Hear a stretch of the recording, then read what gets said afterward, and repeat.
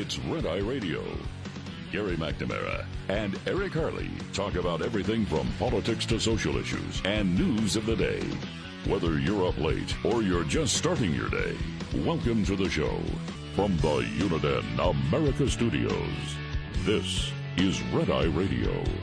Hello and welcome. He is Gary McNamara. I am Eric Harley. Wall-to-wall Devon Archer coverage continues. From the Devon Archer Testimony News Desk, here's Gary McNamara. Thank you very much, Eric. And here we are, ready to go, as I use my puke voice Yes. to tell you what's going on in the news today. Here's the news. It was a huge day on Capitol Hill. It was a, what do they call it? What kind of bomb is it? Bombshell. Bombshell. It's a bombshell. It's a bombshell. It's a bombshell Monday on Capitol Hill. You know, isn't that interesting? We didn't even talk about any of this in our pre-show meeting at all. It's funny because we're talking about other stuff. Yeah. But do you love the way the media, we live in the bubble of today, whether yesterday was the be-all, end-all. Yeah. And it's just a part of the puzzle. Yeah. Yeah. And now it's a part of the puzzle that works against the Bidens. Right. But I just like, when Goldman was out there, talking about it, he's living in the bubble of today as if the only news we have is Devon Archer's testimony. Right. And so, that I think is just fascinating. But of course, it wasn't a good day when you take this piece of the puzzle and you've got this piece and you put it in and you compare it to everybody else, or you compare it to everything else that has come out since October of 2020. Yeah. It's only still going in one direction, and that direction is not good. And if you even look at just the bubble of the last 10 days, the complete narrative of the Bidens has changed, and they act as if, well, no, it's always been this way. It's always been this way, and it hasn't. Before we get into the specific details of it, and again, we don't have the actual transcript. We have what each side is telling us. Right. But the problem is for the Bidens and the Democrats is simply this. As we told you a couple of weeks ago, the polls showed that roughly 57% of Americans believe that the Biden family is corrupt, that Joe Biden is corrupt. And even it was 37% of Democrats. Now, the latest Rasmussen poll, 60% say Joe Biden covering up involvement in family deals. Mm-hmm. So that's the problem that Democrats have. They may be living in the bubble of today. Yeah. Well, Devon Archer said it meant this, and it meant that, and it meant this, and it meant that, and it meant this. Well, you can't take that testimony alone. Right. That testimony today doesn't. Now, it wasn't good for the Bidens. And I would disagree with Goldman completely. Yeah. And I think at times it was like, wow, are you throwing him under the bus again? I mean, in a way. That's he what had it these seemed phone like. calls, Yeah. but they talked the weather. Yeah. That I got Jonathan Turley had. I didn't see in any article, but he just tweeted. And let me just find it very quickly here because it was really pretty funny. And it does put things into perspective.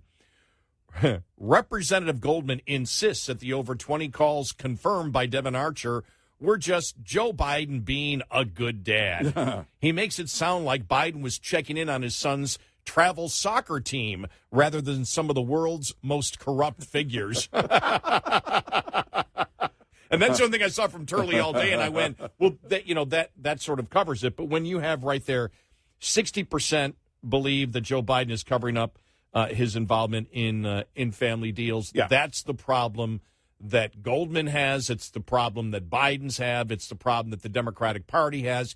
It's the problem that the mainstream media has. Yes. That has been doing everything to run cover for Biden. Yeah, and that's the whole thing. Is that what you're looking to do? Is you're looking to build political will for those of us who do believe that the president is compromised. We believe it's also important to get him out of office as soon as possible.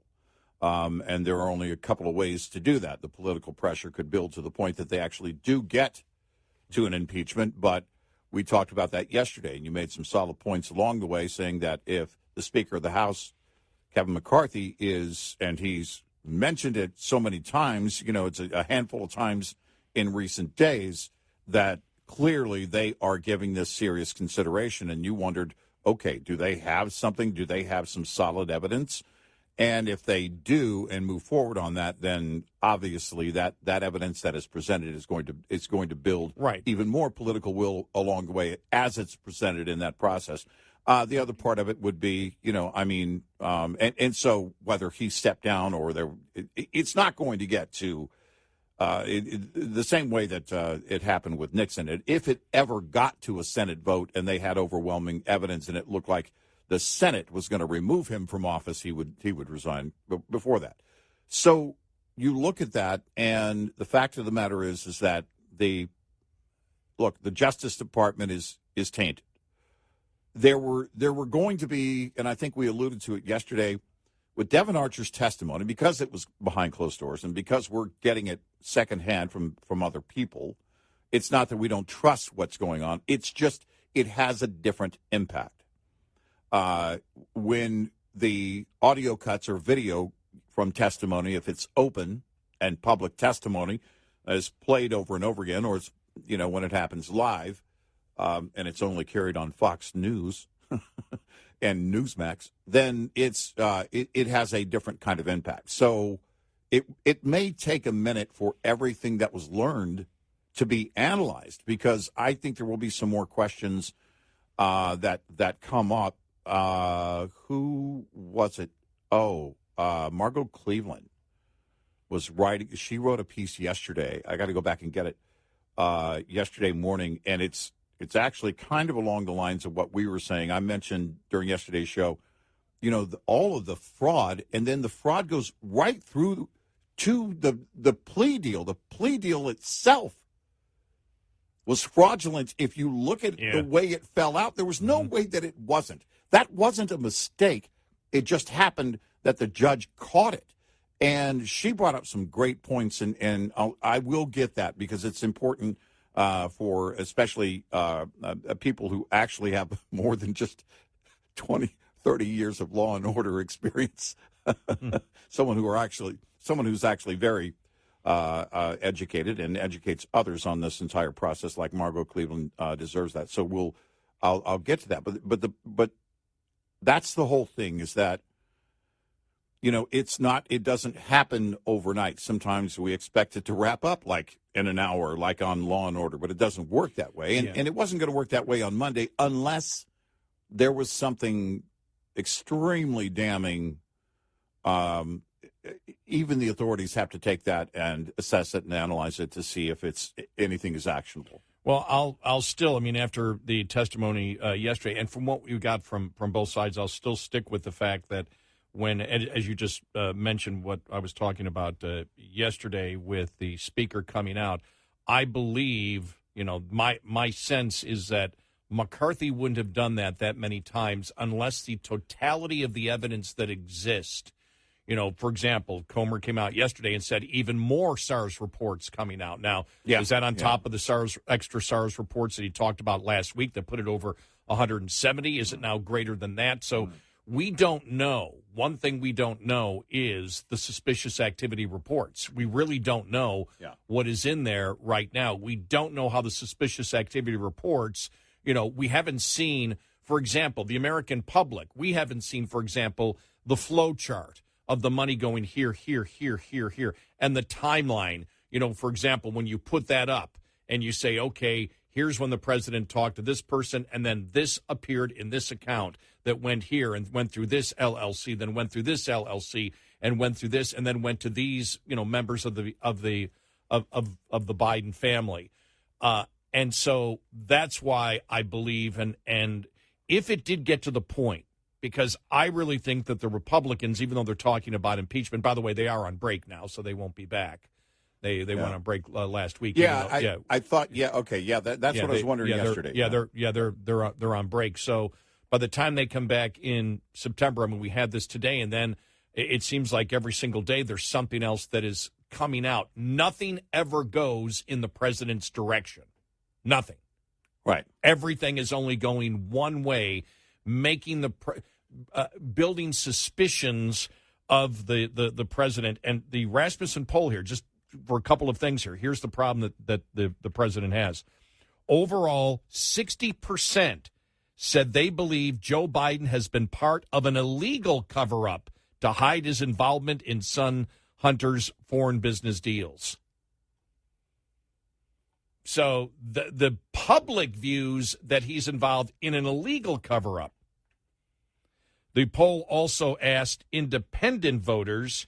One of Hunter Biden's former business partners says that when he was vice president, Joe Biden took part in telephone conversations with foreign clients. How serious is this? Overall, 60% said it was concerning that Hunter Biden reportedly then put Joe Biden on calls with family business associates upwards of 24 times. And these are likely voters, by the way. Yeah. Okay. Right. Yeah. And so, you look at this, and that is the problem right there. And more information's coming out every single day. And remember, you're already starting at 60%. If you start even before an impeachment inquiry, if you bring Bobby Linsky before it, if you bring that testimony, if you start showing the flow charts, if you bring the whistleblowers back again, and you tie it all together, that's the problem, because you're already starting. Think about it. If you're starting with a jury pool where 60% believe you're guilty, right, and you haven't even presented your case yet to the American public. It's been piecemeal, but it's never been presented in its totality, of here it is right here. Here's where it goes. That's the problem that the Democrats have right now. Yeah, and, that's there really is nowhere to go for them. They keep moving the goalposts. The goalposts will only go so far. Yeah. But and the goalposts are only being moved in one direction. Yep. And that's a longer field goal kick every time. Yeah, exactly. And as a Bills fan, you know the pain of that. Well, yes, because when it goes wide right. By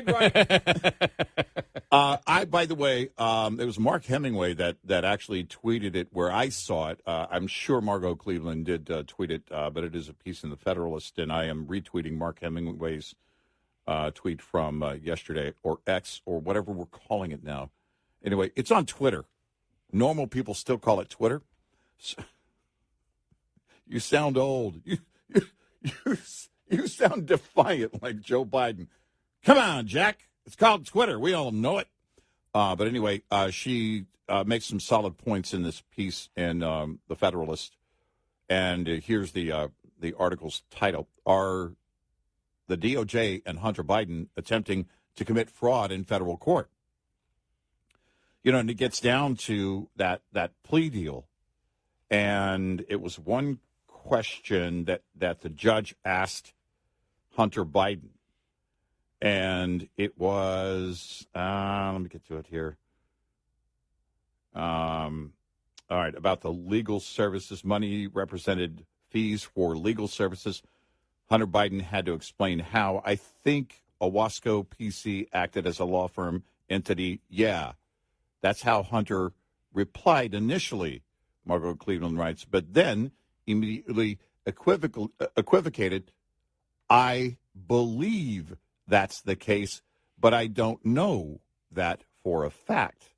Hunter's hedge, she writes, was a tell that what he had just told the court was not the truth, but it was imperative that the president's son caveat his prior statement that his law firm entity was retained to provide legal services for Ho, another person that's a part of this whole thing, because the judge had made clear that Hunter Biden was under oath and that, quote, any false statements may be used against him in a separate prosecution for perjury, end quote. And we mentioned that yesterday because we did. When it kind of hit me like a wave. It's something, it's like you're standing in the ocean, the waves are coming, but it just hits you like a wave and you're not, it's renewed all over again that the fraud goes all the way through the plea deal. Right, and this is where the legal firm is paying what for other?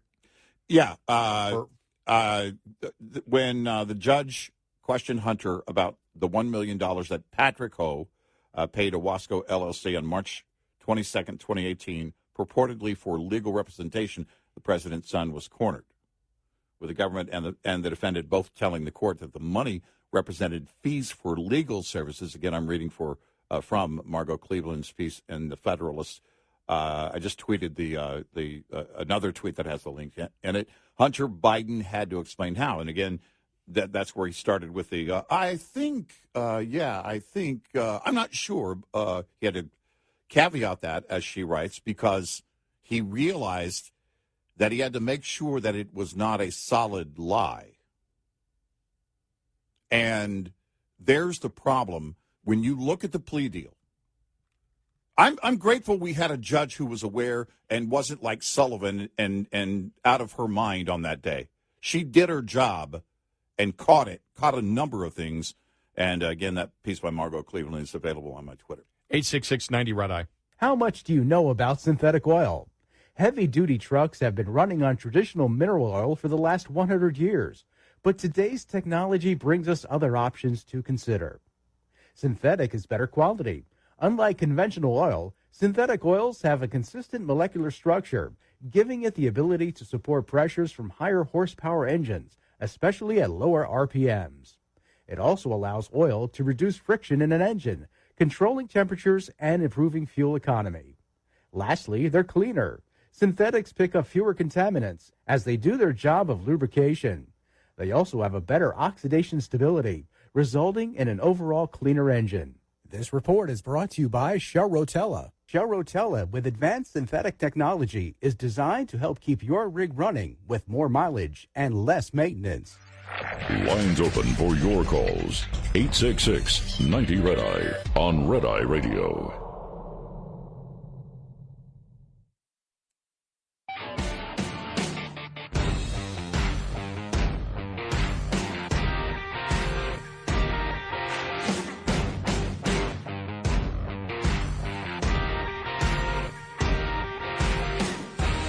It's Red Eye Radio. He's Eric Carly, and I'm Gary McNamara. Just to explain it very quickly, because we can do it here in just a couple of seconds here, what the Margot Cleveland column in the Federalist was talking about is part of the money that, they were looking at income that Biden received, and there's a statement of facts that they put out, and that said that Patrick Ho paid Biden's LLC, Owasco, which is Hunter Biden LLC, $1 million. And so the judge was asking Biden and the lawyers about it, saying, well, what was the money for? Well, legal fees. Well, you were doing work for him with your law firm? And it's like, well, no. Well, I think Owasco was acting as a law firm entity. Right. But I don't know for sure. Right. And then said, did you so you had your own law firm as well, and it's like I think Owasco PC acted as a law firm entity. Yeah, okay, I believe that's the case, but I don't know for sure. Yeah, and that's really the essence of what Margot Cleveland was writing about. Is that it was very clear in just that one exchange, but also on the plea deal itself, on the immunity thing, the whole thing reeked of fraud. That they were going to, maybe not to the level of that, but they were just trying to get one past the court. Right. That they were hoping the court would just rubber stamp it, ironclad box and just throw it over, into the deepest part of the ocean. And that's what they were hoping would happen. And not read it because, as we've been told, that she just read that part of it, the immunity part of it, just before she went into court. Yeah. Just amazing. It is. We'll get to the Devon Archer stuff next.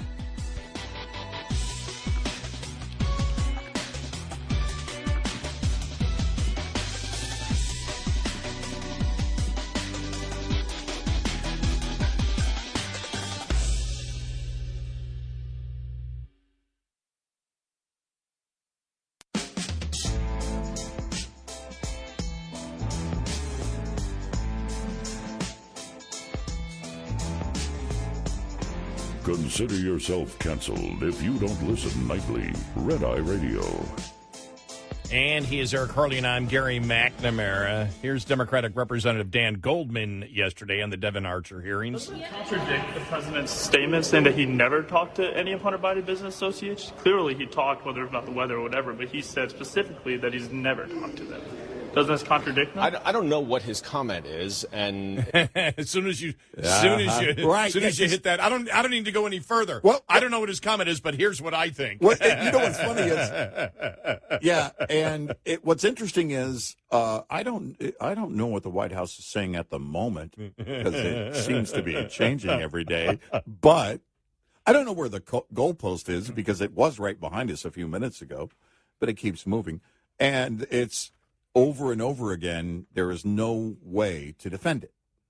There's just no way to defend it. I like where Goldman said that it would be rude for the president not to talk to Hunter Biden's business associates.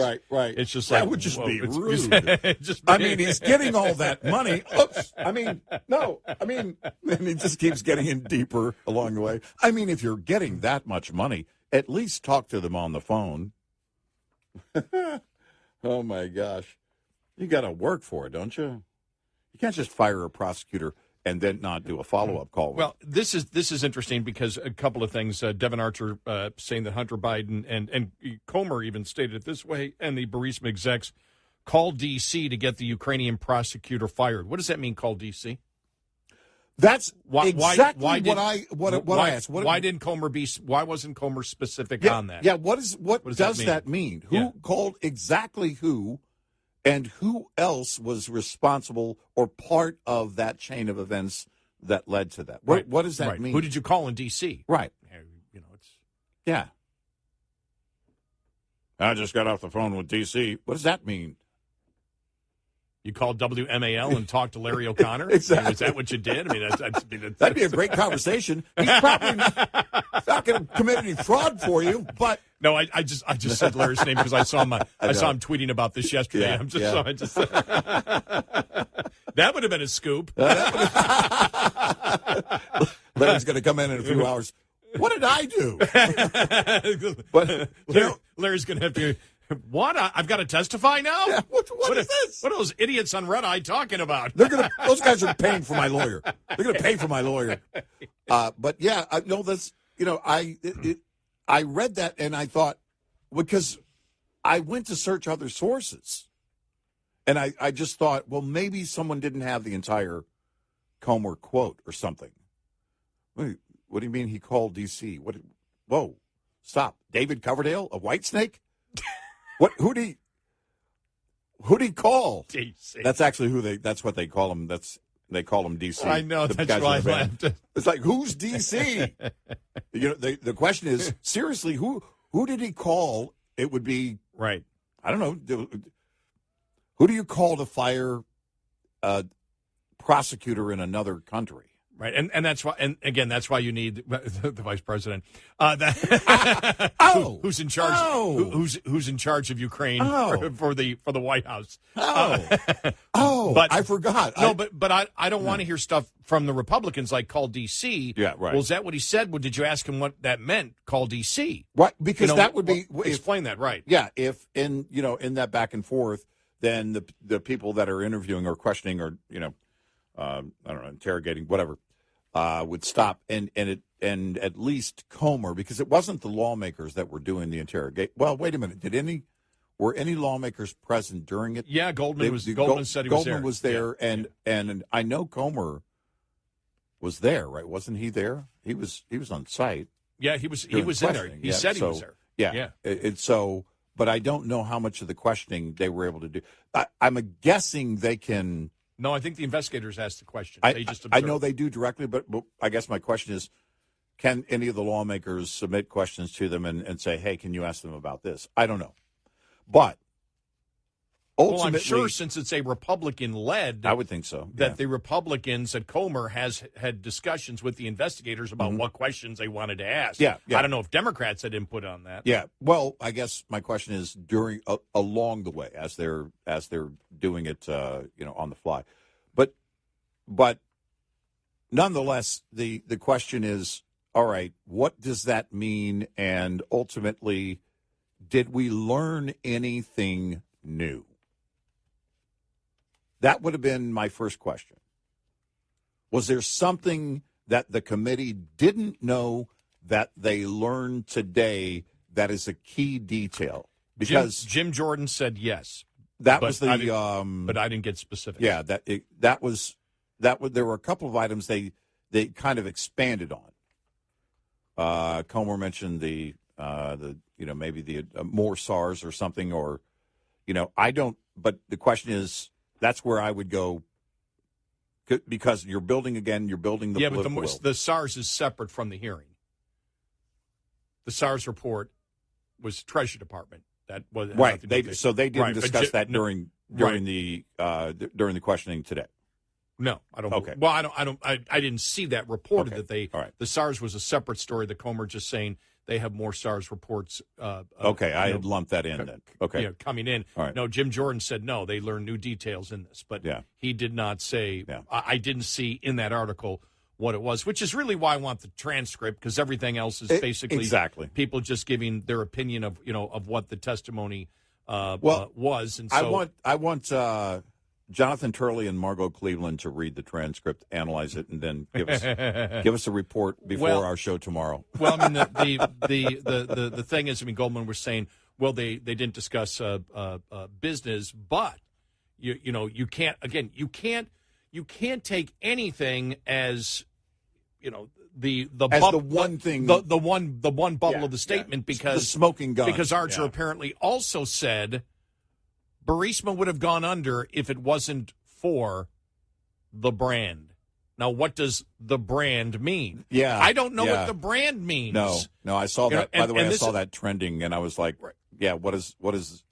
Right, tell me what brand is he talking about in a proverbial sense? Is he what's he? Well, because that's Goldman was saying. Well, the brand is Hunter. The brand is Hunter. It's Hunter's brand. Well, so they were selling. Well, what did Hunter have to? And see, this is what they can't win. They can't win the fact that Hunter has no brand. He didn't do it. Well, Hunter only had access to Joe. Influence. Right. The brand is influence. Right. The brand is the bridge to the White House. Right. And I think the Republicans should have done a better job in explaining that today. They don't need to explain it today. They can explain that down the road at another hearing. But you and I are always nitpickers. It's like, I want it slam dunk every day, and I want everything explained to me clearly every single day. Right. And and I didn't get it. Right. And and that's and again, I'm not saying that the Republicans are hiding anything, because I still believe that the totality of all the evidence that exists so far, and Devon Archer's testimony, even from what I've heard, even looking and saying, okay, what's Goldman actually saying here? It still only moves in one direction, and that's against Joe Biden, because of the massive shift in narrative over the last 10 days, as we have seen, and even the shift from Goldman. And then Goldman, again, isn't the greatest spokesperson after he basically was the one that blew up. Because remember, after he said last week, or was it last week, or the week before? It was the week before. The week before, about the bank statements with the whistleblowers, where he basically said that Biden knew the business that knew what his son was doing when he was trying to argue. Oh, okay, well, yeah, and it was just like, it was embarrassing at that point when he did that. He's not a good spokesperson. He really needs to shut up. I thought that he was pausing many times where he didn't know actually what to say, and so nothing really went in the Democrats' direction. It all went in a particular way. But did you get the smoking gun based on the analysis of it? The smoking gun where bribe money, for example, not that it has to go to Biden. If it goes to his family, fine. But did you get from either the analysis from the Republicans or the Democrats the slam dunk to say, okay, impeach now? No, you didn't. No, you didn't. But now, with the totality of what they have, do they have enough? They might. I'm just talking about yesterday alone. Right. And you can't do that, though. You can't take, and we tend to do, not us, but the media tended to do that yesterday. You saw it on both sides. This is enough, impeach. Well, explain. Well, yeah, right. Explain. What's new that came from today that adds to the pile. I mean, I know it's another person, it's another witness, and that is important. But what unique items did the witness bring that wasn't already known or suspected? Right. And we're just asking questions here with no expertise whatsoever. And that's what it comes down to. But you pointed at the polls earlier.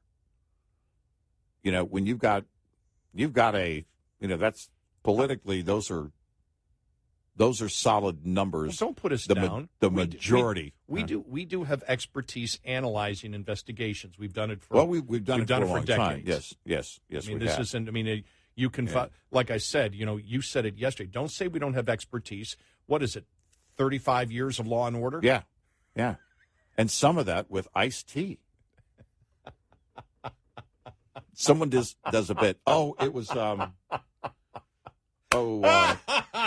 John, what's his name? Oh my gosh, I just blanked on his name. That did one of his bits. It says iced tea always in Law and Order SVU always sounds confused. You mean to tell me that guy likes to look at pictures of little kids? Do you know why you're here? That's your job, exactly. John Mulaney, right? Right. Okay. Yeah. So I mean, it was damaging because most of the information we were told was coming out anyway. We knew this. We knew it. But we knew it beforehand. Some of the things that I want explained in more detail, and they may have it. Because when they said the brand, well, what's the brand? Yeah. There's every question that you have out of it. And again, the Republicans may provide it here in the next couple of weeks. They've done a pretty good job explaining it day in and day out. I mean, we know that it looks extremely damaging to the president. 60% of Americans believe the president's involved in an illegal cover-up of all of this. So it's pretty clear none of it's going in the Democrats' direction. I'm telling you right now, they're really, really worried because we say, well, what's the brand? Well, the brand was Hunter, and Hunter himself with Devon Archer could provide the necessary services for what these people were asking.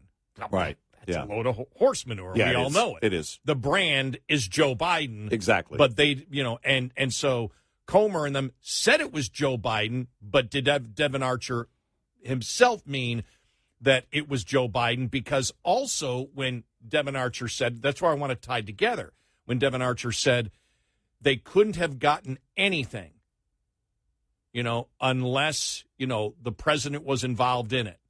Well, that right there, to me, that, and so just tie all those together because that was damning. They couldn't have got anything without the brand. Yeah. Well, that doesn't sound like they're talking about Hunter Biden. It sounds like they're talking Joe Biden because that's what the brand, what's the brand? The brand is, what can you do for me? I can use my father to help you. I mean, if you say Trump Industries, I know what the brand is. There's a whole list I can't name. We don't have the time to name all of the products that he's involved in, but I can tell you what he does to build his wealth and did for decades. Goldman said, well, the Bidens, they're a brand like the Trumps or the Clintons. I'm like, you might not have wanted to put the Clintons in there as a brand. Yeah, you know what? He should have just stopped at Trump's, right? I mean, it'd still be very wrong. Right. But you throw the Clintons in, it's like, whoa. I know, he threw the Clintons in. I'm like, far. Wow. 866-90 Red Eye. Get in touch with Red Eye Radio, toll free at 866-90 Red Eye.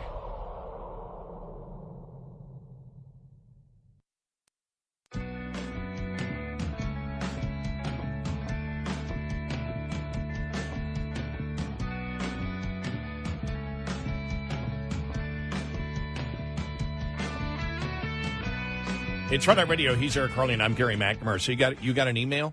Oh my gosh. Advising us of something that we had talked about earlier? And Mike makes a great point. So Mike writes us in an email.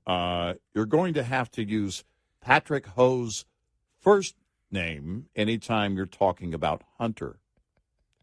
It can be a little confusing. You're absolutely right, Mike. I didn't mean to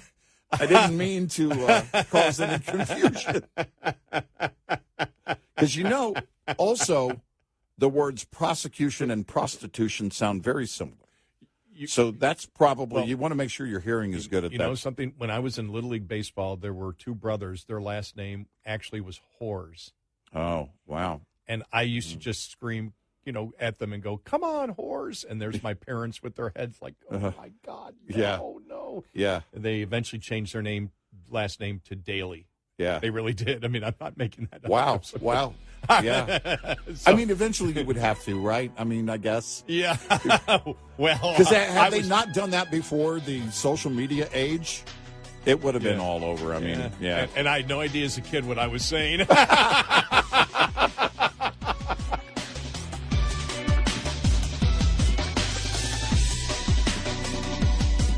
Top of the Hour News is brought to you by House Products. Visit houseproducts.com. This is Red Eye Radio on Westwood One.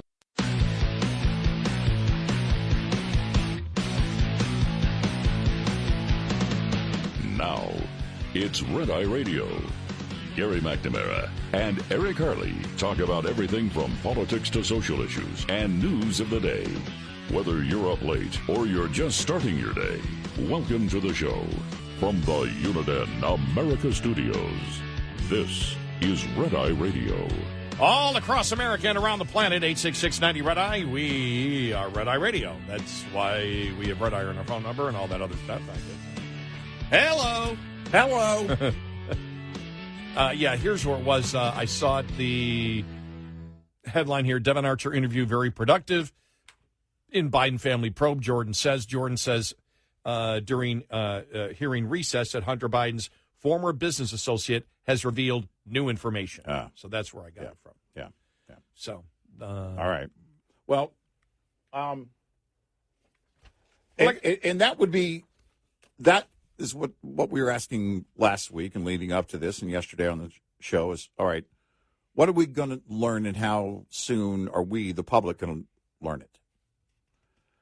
That's why I question the break. Okay, I understand they do work through the break. They're not on vacation. They go back to their home districts. That's part of campaigning, but also part of addressing issues back home. But those are the things that we look for as everything starts to come together here. The real smoking guns, if they exist, are going to be, I don't know, recorded phone calls, maybe, but the money trail. And there's no way that the IRS doesn't already have that. There's no way that the money trail doesn't exist. The question is, is oversight aware of it? Have they been asking the FBI for it and they're not responding? I would think we would hear that, right? That we're asking for the FBI for a number of things, and when it comes to the money trail, and we know about the SARS reports.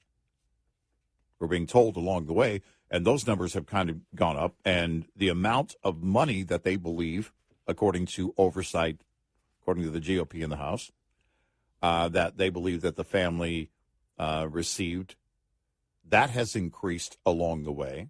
And the only way you would know that is you have, because of the SARS report, you know how much money was being funneled through those LLCs and into what bank accounts they went in. So you have all that. The public knows the general number, but the public hasn't seen the entire flow chart of here's what happened, here's the timeline, here's the time that Hunter talked to this person, here's what Joe said at this point, here's when they met a week later, this account got this money, which flowed here, and that's what you need, and it needs to be presented. But remember, we actually have 3 years of all of this, and one of the other things that was brought up is the stuff inside of Hunter's laptop that gives specific details and even more emails, a lot of it not released yet. Right. And so there's a ton of things that the Republicans haven't released.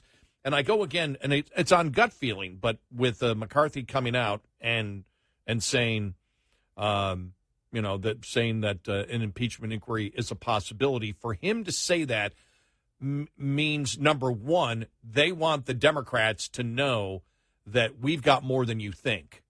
That's why you do that. We've got more than you think. Right. And it also shows a confidence that they are tying a ton of things together. I do want to read Jim Garrity's column, though. I don't know if you saw it. Abracadabra, the illusion of access, because this is where it went to yesterday. Part of the thing was, well, Hunter Biden was just, and we said this was going to happen. Yeah. By the way, we because as we said, as the narrative constantly evolves, right? Well, he knew nothing. He's never talked anytime to anything. He knows nothing about his business dealings whatsoever. We knew that was a lie once the voicemail came out. But then yesterday, the Democrats and the media were pushing, well, it's the illusion of access. You know, it was actually Hunter just pretending Hunter was doing it all. And we figured that after the plea deal went down, the Democrats started getting to the point of saying, okay, it's time to throw Hunter under the bus. It was all Hunter. Everything was an illusion of access. He was using his father. Even, what's his name? Goldman said yesterday, well, his father was there. He didn't even know who was at the business meetings. And I went, well, that's believable that Biden is so clueless. I don't know anybody is. I go, all right, that might be believable to some people out there. Yeah. Well, Biden was there and his son was using him because Biden, it's interesting because at the same time, I thought about this. I said, is Goldman trying to tell the American public, we all know that his cognitive abilities is shot to hell, and it was back then too. So at the same time that they're saying, no, he is as bright and quick-minded as you could possibly be, that they wish to use that as a defense for the illusion of access and Hunter just using his father. Yeah, because we kind of alluded to this yesterday as well. We brought it up. Could there be a defense of positioning that Hunter was kind of doing all of these things, but Joe wasn't actually aware, right? Mm-hmm. And that inevitably has to be the firewall that they hit. Well, look, now we've learned about Hunter. In fact, the president is just learning about his own son and all of the things that he did. And, it's shameful, but Joe didn't know about it at the time. Well, okay, but all these family members, as you lined it out yesterday, but all these family members getting money? Right, and that's what the public sees, that the public knows. Yeah. Something stinks, is what the public believes. Mm-hmm. And Jim Garrity writes, relax, everyone. This afternoon, CNN reports that a source familiar with the closed-door interview of Devon Archer by the House Oversight Committee says that Archer's former business partner, Hunter Biden, was selling the illusion of access to his father, but not real access. Uh-huh. Representative Dan Goldman, a Democrat on the panel, told reporters that Archer told the committee that Hunter Biden did put his father on speakerphone in the presence of business partners, but that business was never discussed. Right. First, this means Biden's previous pledge, I have never discussed with my son or my brother or anyone else anything having to do with their businesses, period, was at the minimum misleading. Uh-huh. Mm-hmm. The position, that's sarcasm, by the way, if anybody doesn't know Jim Garrity. Yeah. The position of the Bidens is that Joe Biden got on the phone with Hunter Biden's business partners more than 20 times, but business was never discussed in any of those discussions. When the White House Press Secretary Karine Jean-Pierre suddenly shifted explanation to the president was never in business with his son, it was significant, a concession that indeed Biden had talked to his son's business partners. Mm-hmm. Second, how is the ability to put clients on the phone with the vice president an illusion of access and not, access? Access. Perhaps holograms were involved. Or Hunter Biden would ask his clients to pick a card. Any card. Any card. Is this your card? Apparently, it was all smoke and mirrors, an illusion that would marvel Houdini and stump David Copperfield, Penn and Teller would be left scratching their heads. Oh, my gosh, that's just great. Oh, my gosh, that's funny. Perhaps holograms were involved. Oh, my gosh. So it'll be interesting to get it all. But that, as we said earlier with the polling, that's the problem that the that the president has. Meanwhile, new news yesterday, House Republicans launched an investigation into the Justice Department's decision to sign off on Hunter Biden's sweetheart plea deal that was rejected by a federal judge last week. Fox News Digital obtained the letter sent Monday by House Judiciary Committee Chairman Jim Jordan and House Oversight and Accountability Committee Chairman James Comer and House Ways and Means Committee Chairman Jason Smith to U.S. Attorney Merrick Garland that asked for additional information on the DOJ's approval of the deal. So I don't know I don't know what power they have, or whether they just want more transparency on the deal. That's what they're saying. Look, we have oversight over you. You tell us what this deal was. Given recent unusual events relating to the department's plea and pretrial diversion agreements with Mr. Biden, we write to better understand the department's decision to sign off on such an apparently atypical agreement, the committee chairman wrote. The letter noted that multiple provisions within the agreement that were concerned to the judge and said they raised serious concerns about how the department handled this matter. It also noted that the troubling provision that would have prevented charges against Hunter Biden if he had violated the agreement and accused the DOJ of potentially shielding him from congressional oversight by claiming investigations into the president's son is still ongoing. The chairman requested the DOJ to provide information relating to the pretrial diversions if offered in other cases in the last 10 years. Show us that you've done this before, is what they're saying. Right. As well as a generalized description of the nature of the department's ongoing investigation concerning Hunter Biden and an explanation of why the department originally agreed to a plea agreement if other investigations concerning Hunter Biden were not yet complete, are still ongoing.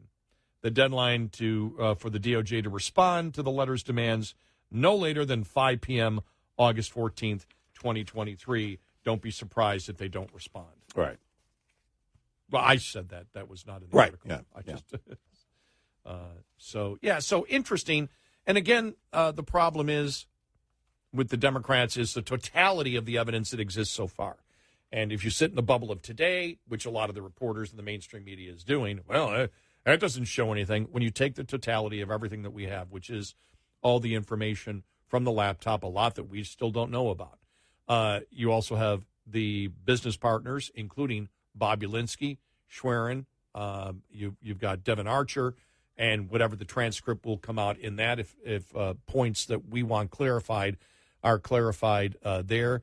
You have the whistleblowers. But really, I think one of the most important things you actually have the solid evidence that the public, this is the big thing. When the public heard that, that's what really changed the public. Yeah. When the public heard that there were, and the story came out yesterday that there was a story last week. It wasn't a story. I saw he actually was, Comer was on some interview and said now it's 170 SARS reports, and he said yesterday apparently that there are more.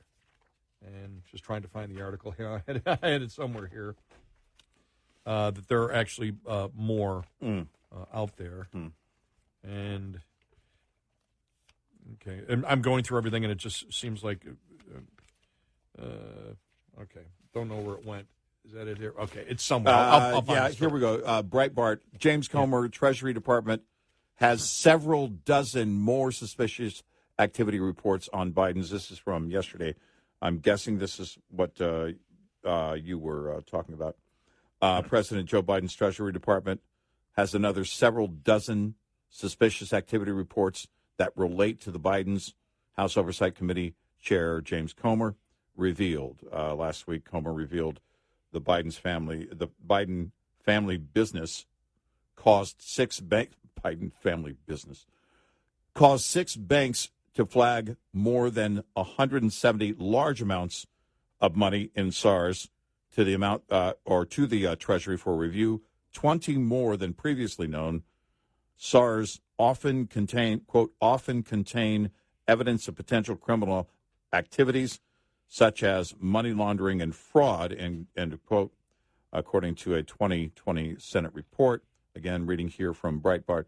Speaking Sunday on Fox News, Comer said there are another several dozen in quotes there, SARs that were filed on individuals that could provide more wire transactions to the Bidens. Okay, I don't know then if that's on top of the 170 or that's from the 170. That's what it sounds like, because it's a separate sentence, separate from that last paragraph, and it sounds like that it is. And so several dozen, well, gosh, several dozen, then that puts it into well over 200. The 200 range. And that's the problem. When you have 9 or 10 different, I've still seen 2 different stories here, 9 or 10 different Biden family members that have received cash. When you have 20 made-up corporations which are just to funnel cash, the public isn't stupid. Right. The public understands and go, why do you need the LLCs? Why not just give the money to them directly? Right. Why are LLCs set up? Everyone knows that people aren't stupid. They understand how money laundering works, how you try to hide payments. It doesn't make any sense. If Hunter Biden was in a business and wanted to give money to his family, just give money to your family. Why are you setting up 20 LLCs? Why are you setting up 20 fake corporations to funnel money through to 9 or 10 different family members? Everybody knows that stinks. Everyone. Every Democrat listening right now knows that stinks. Right. That's the problem, because that's when everything really changed. That's when you have seen almost consistently, and we'll see what happens. You know, I don't know if much is going to happen yesterday because we haven't seen the transcripts, but the totality of everything. But I think the basis is the public looks at the wire transfers, the suspicious activity reports. Banks flagged them. We're not Republicans. Right. Banks. This looks like money laundering. 20 different corporations set up to move money through it that have no purpose, that go to 9 or 10 different Biden family members. Explain that. They can't. Yeah. Because as soon as they say, well, it was the Biden family business, which was what? Right. Well, it's the brand. Well, the brand is, and that's the thing. They're running out of, this is why the Republicans need to pound these people with questions, which is, well, what was the brand that Hunter, if the brand was Hunter, what was Hunter selling? Right. Was it the illusion of access? So he was taking advantage of his loving father. Is that going to be it? The cocaine addict was taking advantage of his loving father. Mm-hmm. Mm-hmm. But nothing ever happened. Right. Even though exactly what people wanted, these corrupt individuals in different countries, actually happened. Exactly. Yep. 866-90-RED-EYE. Leased owner-operators should be aware of 4 common revenue myths, lest you fall into the trap of mistaking revenue for profit. Myth 1, concentrate on increasing revenue because costs will take care of themselves. This is not true, as costs are fundamental to the profit equation and the area where owners exert the most control to improve. Myth 2, more revenue per mile is the answer to all problems. Though carrier pay packages differ in structure, revenue per mile really doesn't change much from company to company, but there can be a big difference in miles, overall gross revenue, reimbursements, and fees. Myth 3, all you have to do to be successful is run a lot of miles. In reality, revenue is only half of the profit equation. Costs are the other half. It's possible to generate a lot of revenue, yet spend $1.10 to make every dollar. Myth 4, you can tell how well you're doing by the size of your settlement check. The settlement check is only a part of the success picture. Miles driven, loads hauled, conditions, mechanical problems, time off, and especially costs all have to be considered. Owner-Operator Business 101 is provided by Shell Rotella with advanced synthetic technology. For more information, go to overdriveonline.com to the Overdrive's Partners in Business section of the website for more detail on Business 101 and many other topics. We'll be right back with more Red Eye Radio with Eric Harley and Gary McNamara.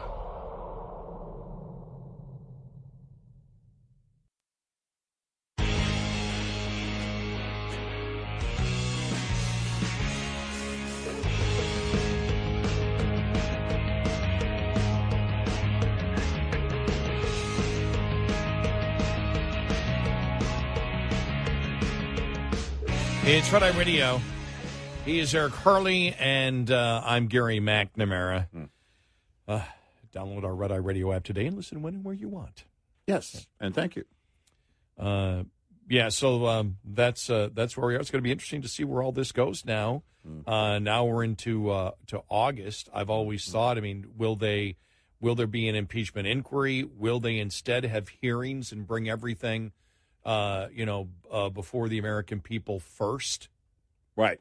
And because I've always believed that the Republicans and the Republican leadership especially does not want to impeach Biden. Mm-hmm. Mm-hmm. We'll get into more of that coming up. 866-90 Red Eye.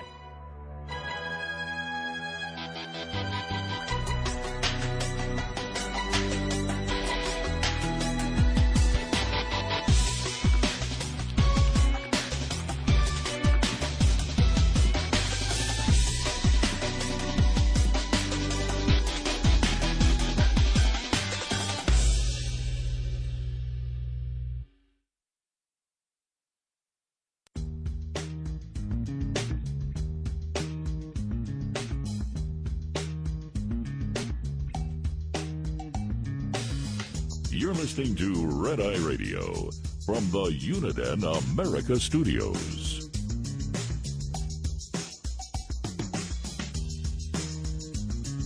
It's Red Eye Radio. He's Eric Harley, and I'm Gary McNamara. Let's go to Barry in California concerning the Devon Archer testimony yesterday and more. Hi, Barry. You're on Red Eye Radio.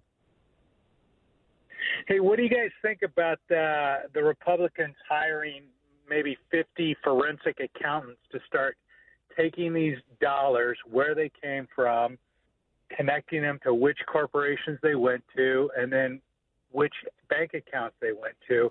It seems like it shouldn't be that difficult. There's only 20 of these LLCs. There's only, less than $50 million. It shouldn't be that difficult. But it seems like they've done that already. Connect. Yeah, they know. They haven't made a complete case of it. The what? So where do the dollars end up? Where do the dollars do they all end up buying Biden houses or Biden real estate or LLCs that are owned by Joe Biden? One of the problems is they can't release the SARS reports yet because you cannot. You're not their banking records. And Comer said a couple of weeks ago they're not able to release the details of what they know. But we do know that they know of the 20 LLCs, and they know it's either 9 or 10. I've seen stories both, that 9 or 10 different family members received money. So they know what the bank accounts are, and they know what money went where. Mm-hmm. They just can't release because banking records are private. And I don't know what point they have to get to. We said a couple of weeks ago, somebody needs to ask Comer that question. Well, when can you release it? What is the point when you can release it so the American public understands?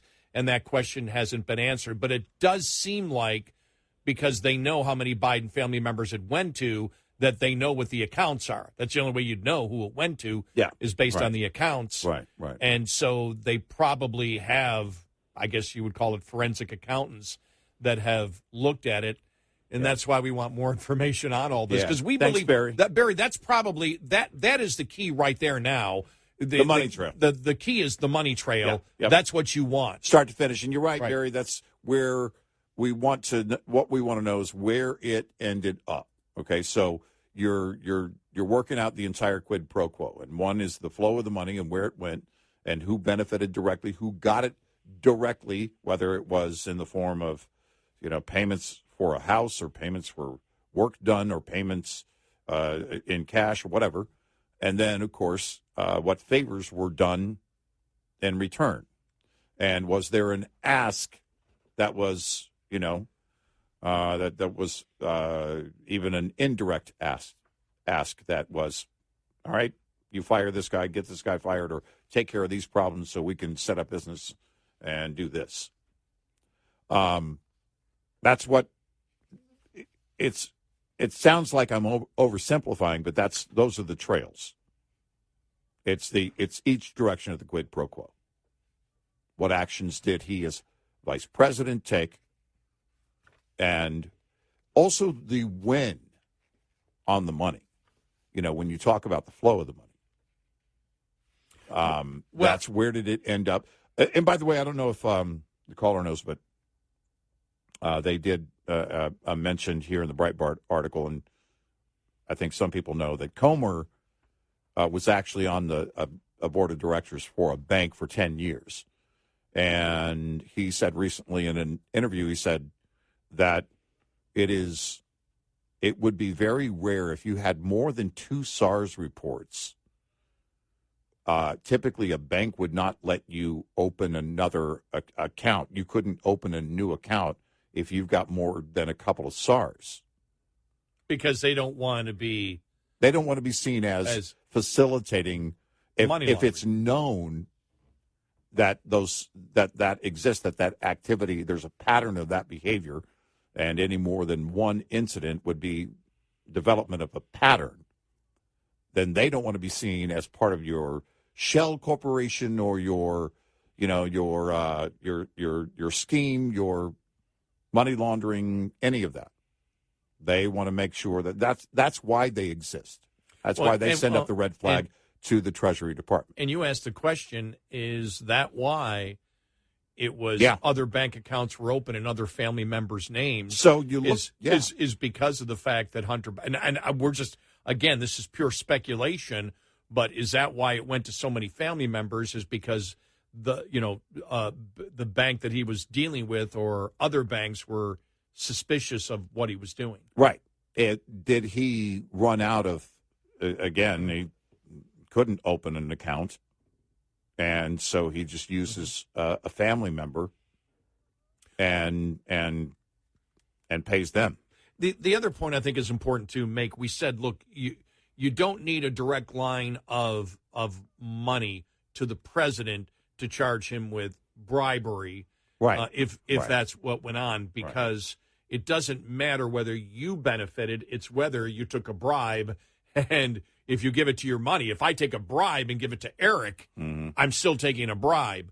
But it is a slam dunk if they can, because that was one of the things that was talked about way, way back in 2020, that there were home improvements that were done for Joe Biden. Remember that? Right. Remember that? There were certain things, services that were done instead of money going to him. That came, if you can get that, if you can figure out, that money and where it went, whether it went to services or whatever, things you might not be able to trace back. For example, maybe you didn't buy a home, but you bought furniture, you bought lawn stuff, a new lawnmower, just a new, maybe a new vehicle, whatever. Those things may be under the radar, but if you can get the money trail to that, then you basically have him at that point, because then he can't deny. You cannot at that point. It's impossible to make the argument, well, he didn't know. Right. And what they're trying to do right now is saying this entire enterprise, this is where I believe Goldman is going, and we predicted this, that the entire enterprise was all Hunter. This was Hunter selling the illusion of access to his father, that his father is just a loving old man who has lost his cognitive ability to know where he's at any time. He's become, basically, Hunter is taking advantage of Uncle Leo. Yeah. Did you ever see the one where Uncle Leo steals? And it's like, what do you mean? He goes, oh no, all retired people steal. Right. What? Yeah. What? Oh yeah. If they pull me over, I go, what? I don't know. I'm old. I don't know. Yeah. The Uncle Leo defense is what it looks like Goldman is trying to, the Uncle Leo defense for Joe Biden, that the entire enterprise was set up, everything, the $30 million, whatever it is, 20 to 30, some have said 50, but the tens of millions of dollars that went to Biden family members, this entire enterprise and or conspiracy, because you need more than one person to set it up, that it was all done on an illusion that there was access to Joe. That there was access to Joe, but there really wasn't, even though the things that these foreign corrupt individuals wanted actually happened. Uh-huh. And then Joe Biden bragged about it. Still, that's just the ramblings of a senile old man. It's basically Uncle Leo not knowing where he is, and all this enterprise, all of this illusion of access to 4 different countries and, 4 different countries and entities and people, corrupt people, all were fooled by Hunter Biden that they just had the illusion of access, and they were willing for the illusion of access to reward Hunter Biden and his family with tens of millions of dollars. That's the defense right now from Goldman. Yeah, right. Ladies and gentlemen of the jury, I'm going to lay out for you the story today. And if I were to write a book about this story, I would title it The Old Man and the Addict. Yeah. And the addict was on such a tear in his drug-addled mind, created this illusion of access to people to gain wealth for himself. And while the former vice president and now president certainly talked to a couple of people and took some pictures along the way, he was just an old man trying to do right by his son. Because he loves him. Because he loves him. You forgot the love in there. Because he loves him. Right. This is nothing more. Joe Biden is guilty of nothing but love. Love is love. And love is love. And, gee, your hair smells terrific. I can see him in a meeting. All right, what do we got to do here? Yeah.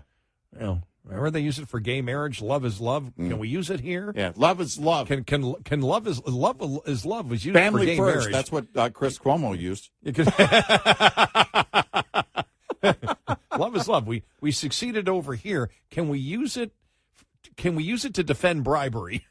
Right. Well, and this is the problem with this whole illusion of access. Now, that's the new, the new defense, is that you're changing it more and more. What you're doing is, okay. I think it was Molly Hemingway who yesterday tweeted something to the effect of, because somebody else had tweeted about what Goldman was saying, and she was tweeting, well, Goldman is laying out that and admitting that Biden lied about knowing about not knowing about the business. Yeah. And so you're changing the dynamics of the entire story over and over again. Any seasoned investigator with any level of experience will tell you when the story changes that often, they're lying. Of course. And the American public knows. Yep.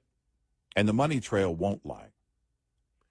No, and it doesn't as you mentioned, it doesn't have to be Joe Biden with a bag of cash.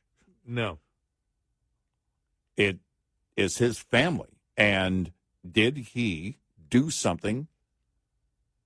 Was there a quid pro quo? And can you demonstrate that? If the answer is yes, it's over. There's nothing else to discuss here. I mean, people will be discussing it, but in terms of the case itself and the presidency of Joe Biden, it is done. And again, I think the goal, remember, they're not a court. No. The Republicans, but it is political, Yeah. and it is to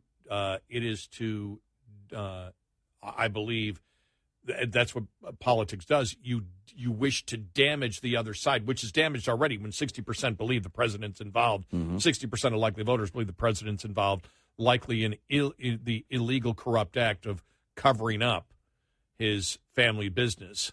Yeah.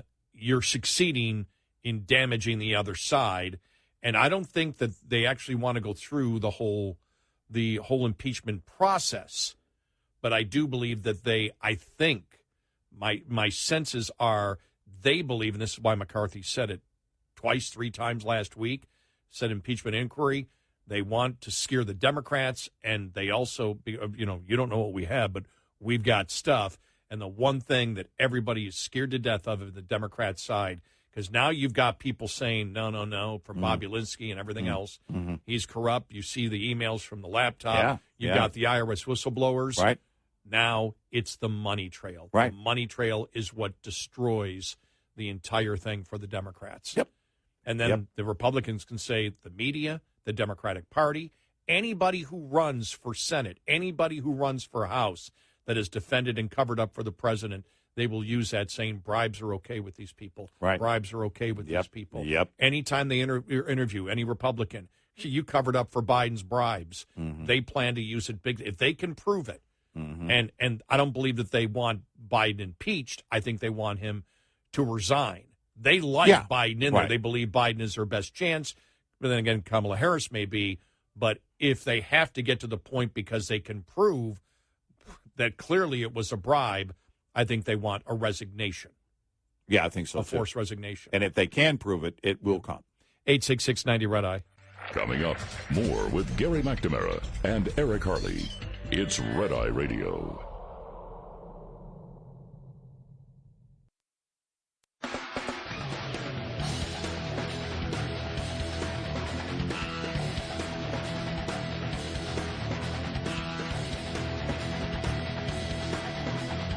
It's Red Eye Radio. He's Eric Harley, and I'm Gary McNamara. What? The Biden administration wants to punish schools that have archery? What? Archery and we'll get to that coming up. Yeah. Oh, and also in the Pritzker thing out of Illinois, where non-citizens can become police officers. Right. Yeah. More details on that. Yep. Coming up, too. Oh, and Kaepernick. Yeah. Kaepernick again. Right. Still trying to get in to the NFL. Okay. He should buy some tickets.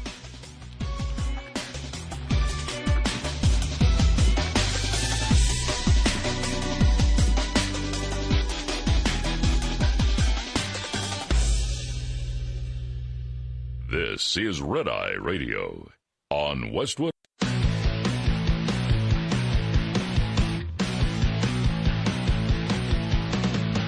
Now, it's Red Eye Radio. Gary McNamara and Eric Harley talk about everything from politics to social issues and news of the day. Whether you're up late or you're just starting your day, welcome to the show. From the Uniden America Studios, this is Red Eye Radio.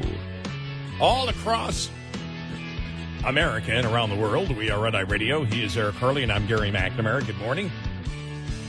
Hi. Hello. All right. I saw this story. I go, here we go. Here we go. Biden administration confirmed yesterday that it is withholding critical funds for elementary and secondary schools nationwide with hunting or archery programs in their curriculum.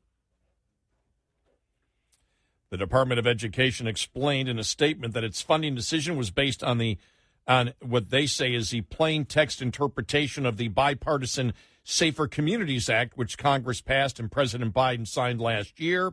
After a string of mass shootings, the agency's interpretation means funding for shooting sport activities earmarked under the Elementary and Secondary Education Act of 1965 will be blocked across the country. The prohibition applies to all ESEA funds. A Department of Education spokesperson told Fox News Digital the prohibition went into effect immediately on June 25th and applies to all existing and future awards under the program, including the 21st Century Community Learning Centers. The department is administering the bipartisan law as written by Congress. Overall, the administration's decision to withhold funds for such programs may impact thousands of schools and millions of students. Fox News Digital reported that last week that federal guidance highlighting the Education Department's funding decision and interpretation of the law was circulated among hunting education groups earlier this year, sparking concerns about the future of hunting and archery programs in schools. Tommy Floyd, the president of the National Archery in the Schools program, told Fox News Digital his organization boasts 1.3 million students from nearly 9,000 schools across 49 states who are enrolled in archery courses. Some of those schools have already canceled plans to include archery or hunting education courses in their curriculum due to the federal guidance. It's a negative for children. As a former educator of 30-plus years, I was always trying to find a way to engage students, Floyd said in an interview. In many communities, it's a shooting sport, and the skills from shooting sports that help young people grow into responsible adults. They also benefit from relationships with role models. According to the International Hunter Education Association, hunter education courses train and certify more than 500,000 students annually. Such courses are the reason hunting-related injury rates have declined for years, while the population of deer, wild turkey, and other species of game have increased over the years. In June of 2022, the BSCA was passed with large majorities in the House and Senate before Biden signed it into the law. The push to pass the bill, which broadly seeks to promote safer, more inclusive, and positive school environments, according to the Education Department, came after a mass shooting at the grocery market in Buffalo, New York, and Uvalde, Texas. The legislation included an amendment to an ESEA subsection listing prohibited uses for federal school funding. The amendment prohibits ESEA funds from helping provide any person with a dangerous weapon or to provide training in the use of a dangerous weapon. Bet you Republicans didn't see this one happening, did they? Yeah, this is nonsense. Are we going to ban driver's ed in school? Because the number one cause of death amongst teenagers is car accidents. However, in a letter to the Education Secretary early this month, Senator John Cornyn and Tom Tillis expressed concern that the agency is misinterpreting the provision, which they said was included in the BSCA last year, to withhold education funds for programs training school resource officers, not to preclude funding for hunting and archery classes. School resource officer training was funded under a separate provision. So what they're saying is those education funds were not to be used for that, but were to be used, there was another legislation that was funding school resource officers. This funding was not to be used for that, and that's what they say the Education Department is misinterpreting it. In addition, other GOP lawmakers have since blasted the Biden administration over the interpretation. Hunting has been a tradition since the beginning of human history. The Biden administration's decision to push its elitist values on the citizens of Tennessee are not going to fly, said Representative Mark Green, who chairs the Homeland Security Committee, said in response, this is shameful but not surprising, said Representative Dan Bishop. The Biden administration will take any opportunity to stomp on your constitutional rights, even down to teaching kids archery and hunting skills. The ESEA is the primary source of federal aid for elementary and secondary education across the country.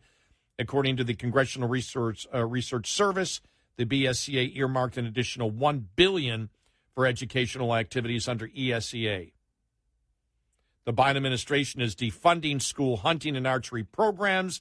Yes, you read that right. Defunding them, said Representative Tom Tiffany of Wisconsin. Wisconsin students should not be pawns in Joe Biden's misguided crusade against American sportsmen. Well, there you go. Because we know that those kids involved in archery and hunting training are the ones that shoot up schools. Yeah. Look, this is, once again, overreach, but it goes beyond just the overreach as it affects these students directly. It is the overreach in creating this, image or reputation for this administration. And by golly, Joe's in charge. We don't need this. We don't need archery. Do they even know anything about archery? Are you kidding me? And hunting training.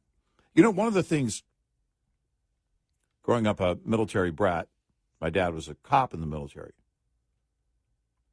And you were taught to respect weapons, and I mean it was a healthy respect. You knew the full potential of that weapon at a very early age. My children learned that at a very early age, and that's a healthy thing because when they know that, they don't want to go near it. You give them a healthy fear of what that weapon is capable of, and then you also train them when they are age appropriate. You train, and by the way, that is very early. And you find the appropriate size weapon, and you train them so that they can see that when they handle that weapon and they shoot that weapon, you, when you're done, go get that target with them, and they look at the damage done to that target. They see and understand fully the potential of that weapon. That is nothing but a healthy education. You know, I've often talked about the fact that, my dad, 97 years old, they used to bring their guns and store them in their locker in high school. Mm-hmm. In the high school that I went to. Yeah. They would store their guns there. Yeah. For shooting club after school. Right. I'm guessing I was 9 or 10 when I first did target practice with my father's handguns. Probably 9 or 10 years of age. Yeah. And I remember it. I mean, I can still remember exactly where I was. I remember, taking the gun and holding it as a 9 or 10-year-old and understanding the serious nature of it. Yeah. Wanting to do it, but understanding the absolute serious nature of the gun. Things have changed. I knew where my dad kept his guns. They were locked. Mm-hmm. Mm-hmm. But I knew where the key was. Right. I wasn't an idiot. Right. You think we ever got the key and messed around with it? Nope. Absolutely not. No. Absolutely not. Never even thought of it. That was, and so, I never really did. Well, I guess I did archery a couple times until you do it wrong and you end up hurting your hands. Yeah. Right. Yeah. But I never did archery. But I mean, these people we need to get rid of archery. Archery needs to. Right. Why not get rid of, well, they've already done that to some extent. I was going to say, get rid of music in schools because some songs are sad and they make kids sad. I mean, music can be triggering. We could go go all day on this. And the fact of the matter is that when you talk about hunting classes, not only are you talking about the weapon itself, that's the first healthy respect that you learn, but then the healthy respect of those species that you're going to be hunting and why it's important to hunt. That it is about the health of those species in controlling that population. It's also, should be, I don't know about these particular classes that are being taught in any particular school, but also should be demonstrating that you should be, if you're hunting, you should be, or somebody should be, if it is an animal that is consumable, you should be consuming that. If you're going to kill it, you should consume it. And many hunters have that practice. I mean, there are plenty of trophies in hunting, and that's fine too. But the fact of the matter is, you're learning the entire equation as to why you should hunt, why it's important to hunt. Now, in today's world, very few people. I would love to see the numbers state by state on hunting licenses and how the behavior has changed. Because what they want to do is this is the extension of the overreach here, is to set this mindset that, oh, what do you mean hunting? Oh, what do you mean archery? Well, no, that's bad. Oh, remember? They used to allow that in schools. No. We don't allow that. No. Oh, you allow that in your home? You teach that in your home? Oh, no. No, they used to teach that in school. You start changing the mindset of people. That's their goal. Or remember the whole thing of doctors need to ask you whether you own a weapon. Uh-huh. Yeah. Because it's a health crisis. Right. No, this is it. So that they can make people start rethinking and people, because what they've seen in recent years is more and more people, rank and file, who vote Democrat that then consider their Second Amendment rights even in the wake of a horrific incident. Because they say to themselves, I want to be prepared. I want to be able to protect myself and my family. And that scares the daylights out of the Democrats. They're trying to nip that in the bud. But the parents here should protest. The parents here should fight so that their kids can get these educations.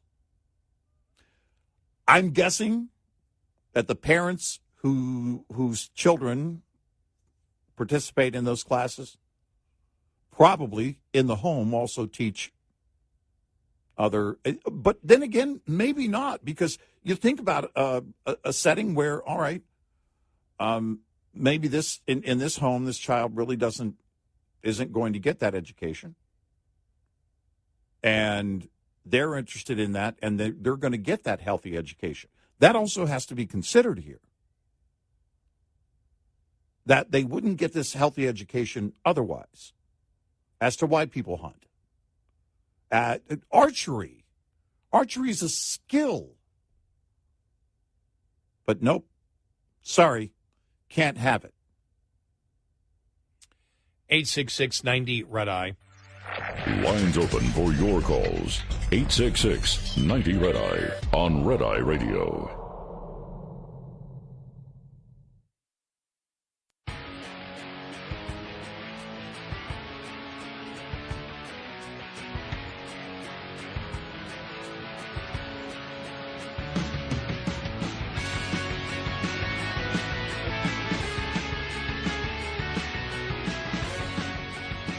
It's Red Eye Radio. He's Eric Carly, and I'm Gary McNamara. It's so stupid what they're doing by the administration. I mean, it's just ridiculous. Well, again, what you try and do is build this mindset out that it's something that no, that's an outdated way of thinking. Oh, we would never teach that archery is bad, and sports shooting is bad, and hunting training. Think about this. Something that the left screams about constantly. Yeah, right. And whenever there's a hunting accident, there should be more training. There should be more. Well, and when you talk about that mindset, right?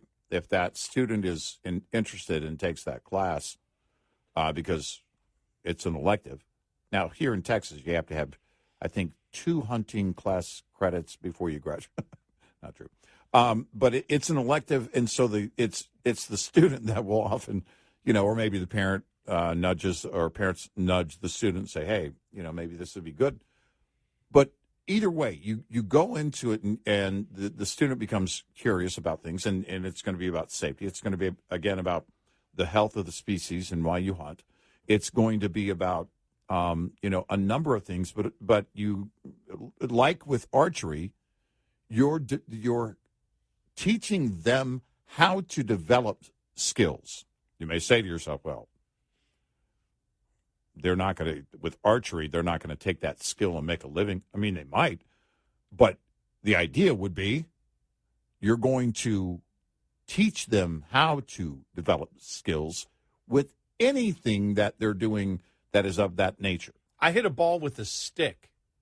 Yeah. Yeah, you're not going to make a living at that. Exactly. I mean, that was my point. It doesn't matter whether you're making exactly. It's becoming proficient. 99.9% of the kids playing sports are not going to take it anywhere. Exactly, but they're learning skills. Training. They're learning about discipline. They're learning about again, how to develop skills, and that kind of mindset builds that critical thinking that prepares them in life in many ways. And so those are but of course, everything is about agenda, and you have to make this look like, again, oh my gosh, no, I can't believe anybody. That's what they're trying to do. Once you start changing language, once you start banning certain activities and everything else, and they're in the past, they're in the rear view for a few years. Oh, well, no, we don't say that anymore. We don't do that anymore. You know, I would like to see how the law is actually written, and a lesson to Republicans: stop being stupid. Yeah, understand that if you write something in any vague manner, the Democrats will take advantage of it. Exactly. Even if it's not written in that manner, the Democrats will take advantage of it. You've seen how many times the president's been reversed by the Supreme Court for obviously unconstitutional behavior. Right. So they don't care. Right. So don't help them. Right. Exactly. But I'd like to see how the text is actually written. Right. Because they don't have it in the article, the exact text of the law. Right. Yeah, I would too. But, again, it doesn't surprise me. This is their interpretation at the Department of Education.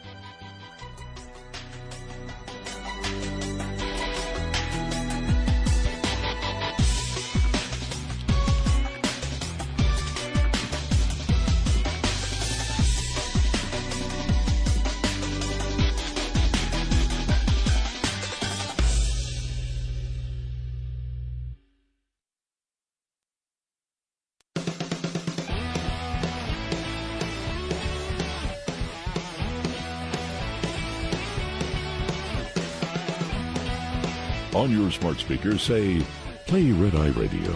And, if you're really nice, she might. Red Eye Radio. And he is Eric Harley, and I'm Gary McNamara, 866-90 Red Eye, talking about the Biden administration confirms it's withholding federal money to schools with hunting safety courses and archery training, or archery, whatever you call it. Yes, because they play it as a sport, actually. Right, yeah. So archery is gone. Otherwise, you don't get federal funds. The administration is trying to make the case that was the law that Congress passed. The Republicans say it is not. There's a section in there that talks about no money is to go for dangerous weapon training. And the Republicans say, no, that's for school safety officers because we had other funding for that. So in this, we said the funding doesn't go to train school safety officers. So that's the training that we're talking about. We're not talking about shooting classes and archery classes. We never would have gone for that. And so this is, again, everything that we talk about with the left is let's get them when they're young. Yeah. No, and we talked about that.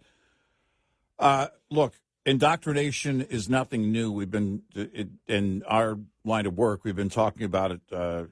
You've been talking about it since the late 1800s, and we've been repeating it over and over again because it comes around. Well, it's ever present. It actually is never gone. But the idea is that now it's with everything that's going on and teaching sexualized content to 5-year-olds and taking the parents out of the equation. This is inevitable. This almost seems like a softball move compared to some of the recent items. And yet it's still, again, part of the agenda and has to be. But the idea is to get those those minds, get control of those minds at a younger and younger age. That's the attempt. Does this mean that John Kerry can't dress up in camouflage anymore and Oh my gosh. and go hunting and say, I believe Remember in the that? Second Amendment Remember for that? hunting? I'm a hunter. Yes, I'm a hunter. So you can't do that anymore, huh? Now that's archery is bad. Hunting is bad. Yeah. Well, remember, you can't chew a Pop-Tart into the shape of a gun. Remember that whole thing?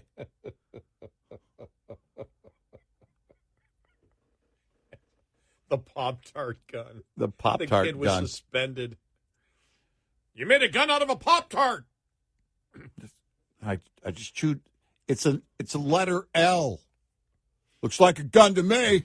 Well, maybe you need to calm down. Maybe. By the way, nice Brian Regan you did. Maybe. I know, I keep falling in. Maybe they need to take the Red Bull machine out of the teacher's lounge. Maybe.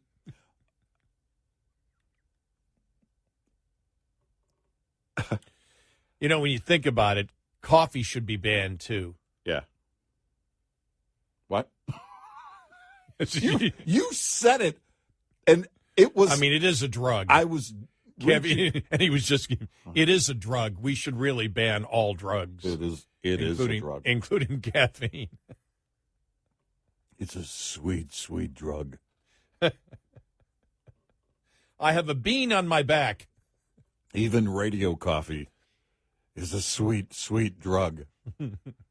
Yeah, no, that's a bean on my back.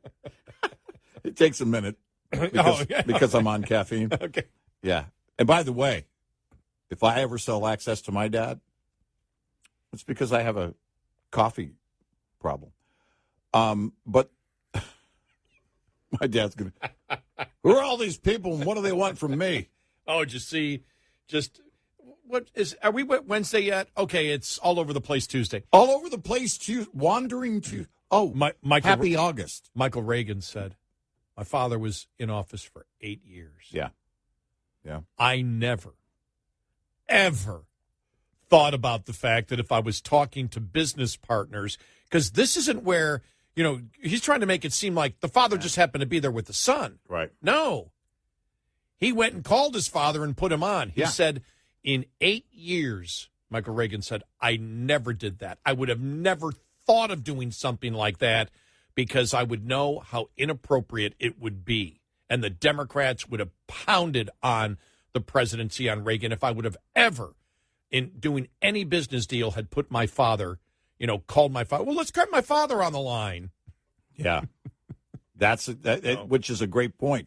Because you have a healthy respect for the office, and and Michael Reagan knew and still knows boundaries. Biden, especially Hunter, clearly does not. Now, if I was the son of a president, I might use my dad to get chicks. Show a picture of him. Hey, my dad. You don't know me, but you know my father. Yeah. I'm looking better now, aren't I? Yeah, huh? I'm a son of a POTUS. Huh? Huh? I'm the first son. Huh? Hey, babe, would you like to come see the Lincoln bedroom? Yeah. Part of the first family. Not the second family over there in the vice president's quarters over there at 1604 Pennsylvania Avenue or wherever they live. I've accomplished nothing, but hey, babe. Yeah. You should be interested in me because my dad's accomplished something. I don't have a job per se, but you know who my dad is? President of the United States. The United States. Now, I will admit, my dad did help me one time get a job. Yeah. My dad did help. He went into Dunkin' Donuts, and there was a sign up, porter needed, part-time porter, which is a janitor, clean the toilets and stuff like that. I haven't heard that word in a long time. Is that a northern thing? Is that a northern word? It seems like I don't know. They have porters in the South. We said janitor. Yeah. I always said janitor, too, but they had, But maybe for it's some just reason, generational. it was, well, no, that was only one of the few times I ever saw porter, because I went, porter, what's that? Janitor. Okay. Because I didn't know. And yeah, because to me, and my dad walked in, talked to the manager, and said my son might be interested. My dad came home, told me, and I went in and got the job. So I have used my father to get the job to clean toilets. wow. So, Dad was he could get me into the higher positions in, any type of company whenever he wanted. Yeah, no, he's very influential. Very influential. You did work that few people did.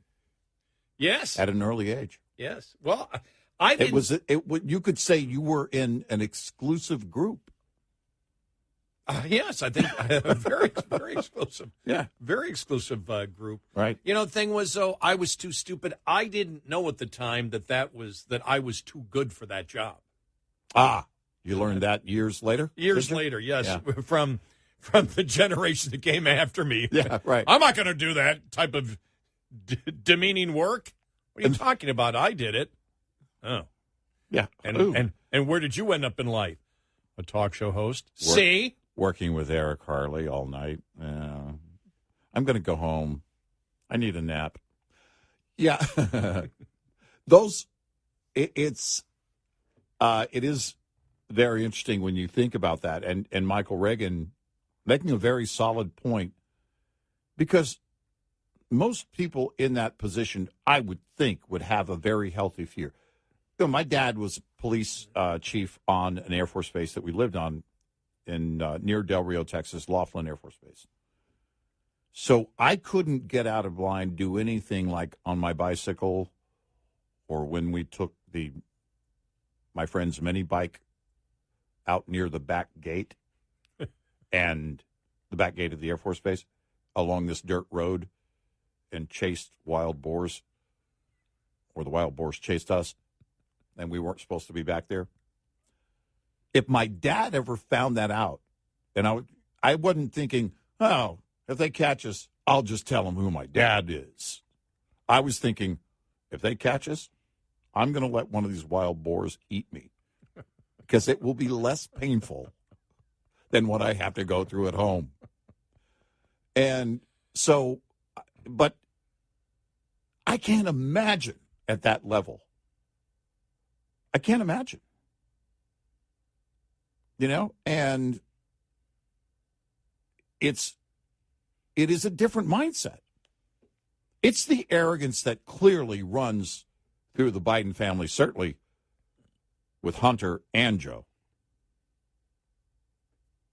I didn't know of, and Beau Biden was not in the news as much as Hunter is today. But I can tell you with those two, though, with Hunter and Joe, that arrogance is, it's carbon copy. He is his dad's son, and it is that arrogance. Well, I think when I think about it, because we got to, my toilet cleaning job, and that's demeaning.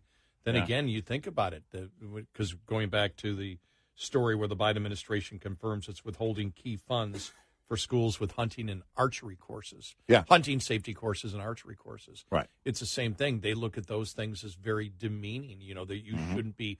They actually look at those jobs as evil.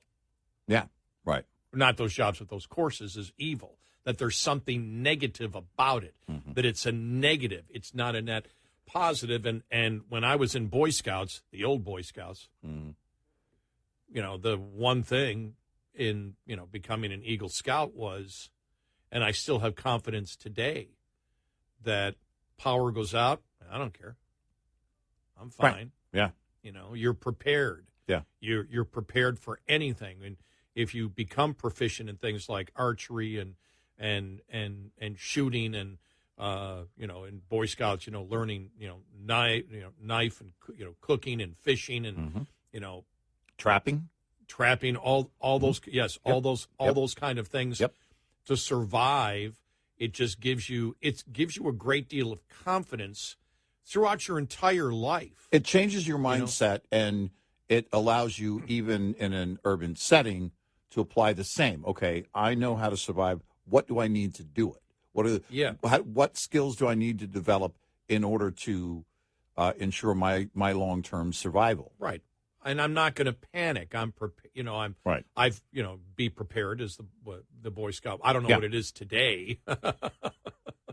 Be you.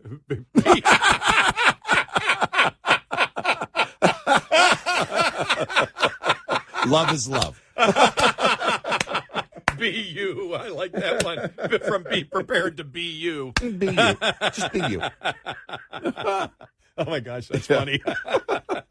No, but I mean, and you think about it, the hunting safety courses, becoming proficient in the concept of self-sufficiency. Yeah, because that's how I view it. I view all those things as which are all good, positive things, right? Yeah, that we should be teaching more kids. Yes, and it's it's just unfortunate. But I'm just waiting that if you sponsor FFA in any of these classes because of global warming, you're not going to get federal funds either. Right. Seriously. That's a great point. That's a great point. Because you saw Kerry the other day, we need to reduce. It's like, you need to shut up. We need to reduce carbon output from agriculture. Right. But what's dangerous to them too is I think you hit on it. They fear too the culture of independence. If you develop skills and learn how to develop skills, and you are in your life and preparing for life, and you go out into the world, you have greater independence, and that means you're more of a free thinker. Ooh. We'll talk more about that. All right, that's good. 866-90 Red Eye. Get in touch with Red Eye Radio, toll free at 866-90 Red Eye.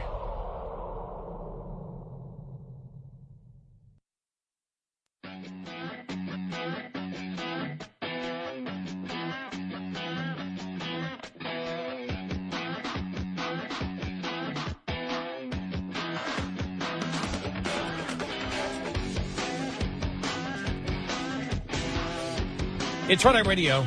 He is Eric Harley, and I'm Gary McNamara. The craziness continues, talking about the Biden administration confirming it will withhold key funds for schools with archery or hunting safety courses. And now the governor of Illinois signed a bill that will allow non-U.S. citizens to become police officers. You and I were talking off the air. Yeah. Is that constitutional? Yeah, right. No, I do. We do have a question about that.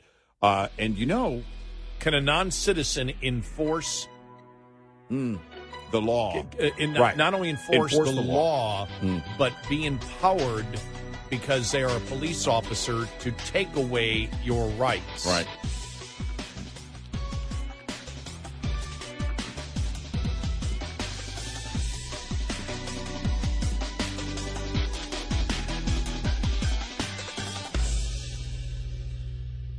This is Red Eye Radio on Westwood One.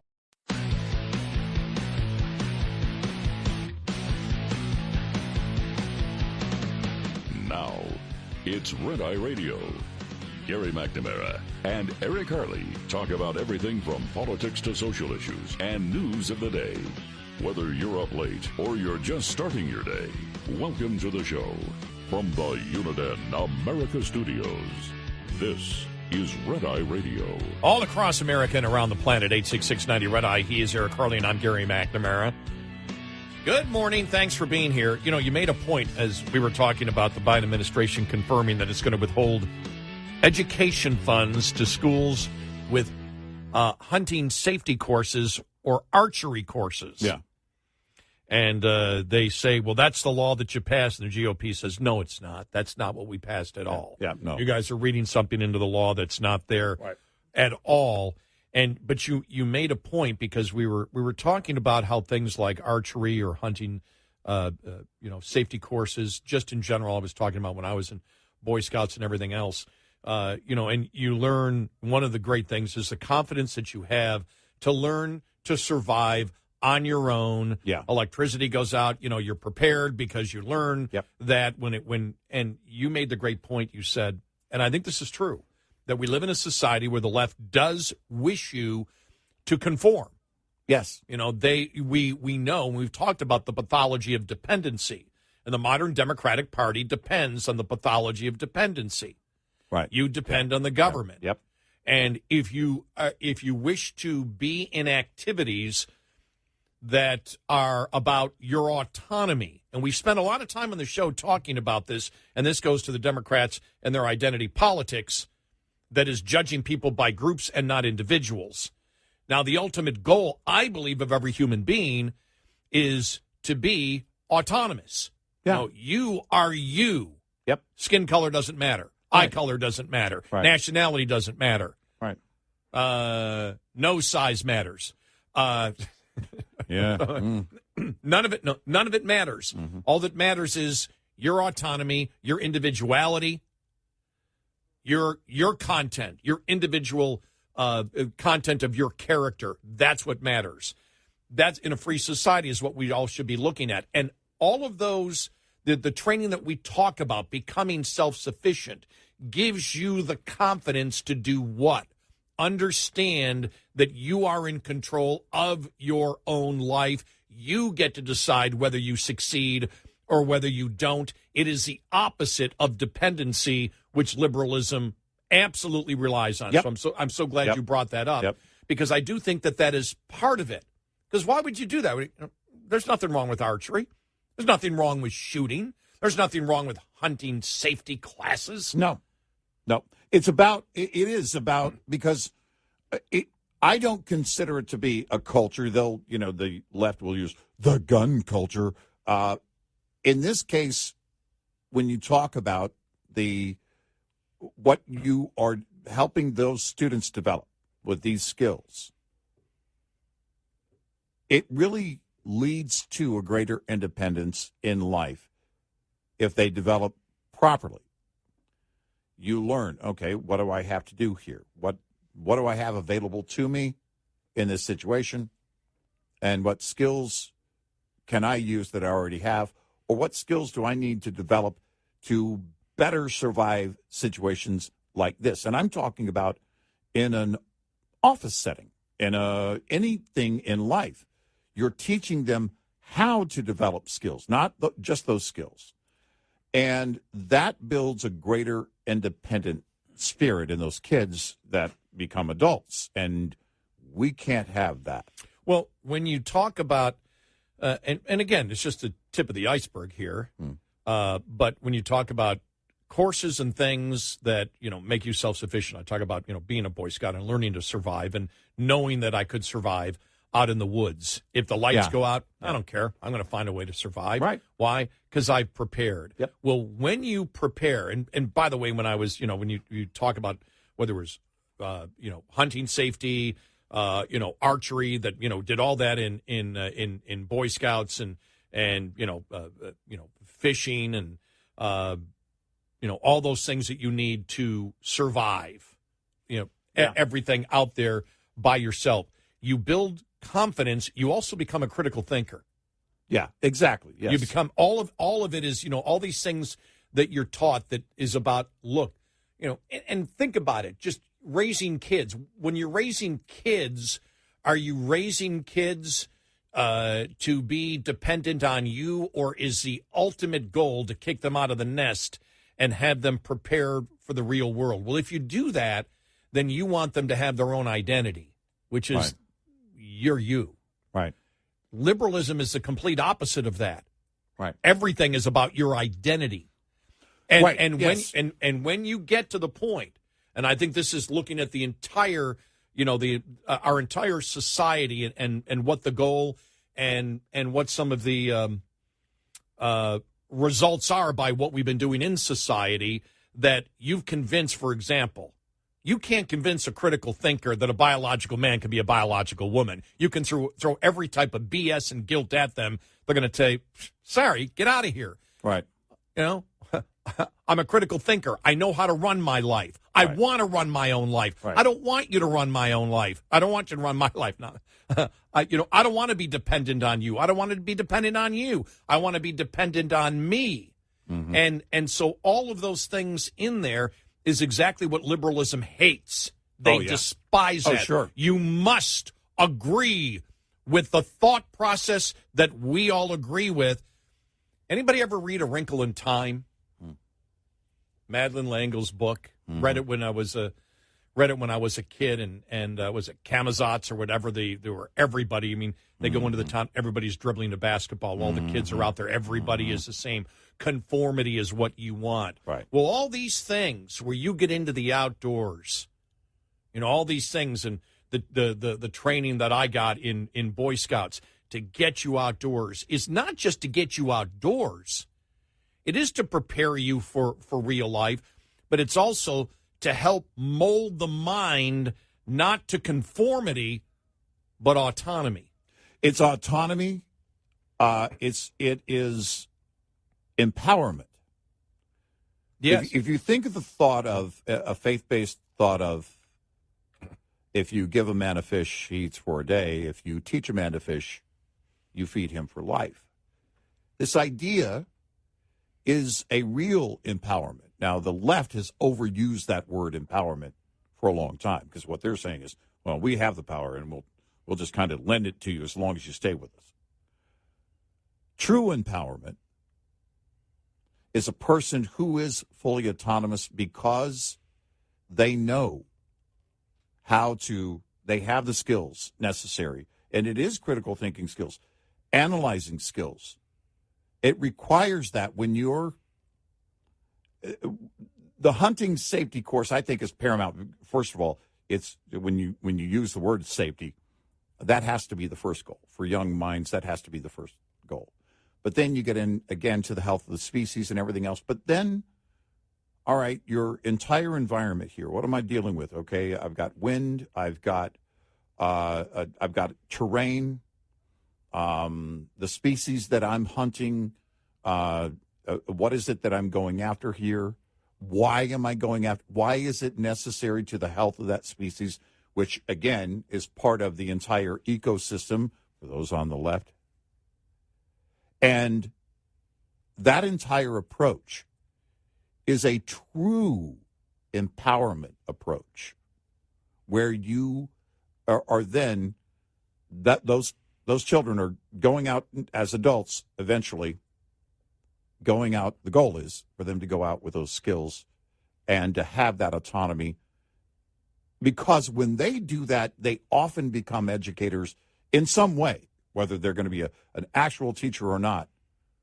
They're going to share those skills. They're going to teach other people along the way. They're going to teach lessons along the way because they realize the importance of that as well. Did you see me laughing over here when you said, "Let me lend you some empowerment for a while, as long as you stay with the narrative"? Stay right beside me, and you'll always be on your own. So I'm lending you empowerment. Yeah, exactly. That made me laugh. That's why I was over with a big smile on my face. I was like, "That's a great line." Let me lend you empowerment. We'll give you some empowerment if you follow the narrative, or we'll give you some. Don't go too far, though. Yeah, don't go too far. Stay right here. Stay right here. Don't go too far away. Don't think too much on your own. So, well, remember the one speech? I forget what university it was at, but Obama. Don't go out into the world and get too far into that the computer world, or don't spend too much time on the computers. He really couldn't help himself. What he's saying is, hey, don't go out there and don't actually get educated. Don't go Google the answers and find out that this 4 years that you spent on this crap in this university is wrong. We can't have that.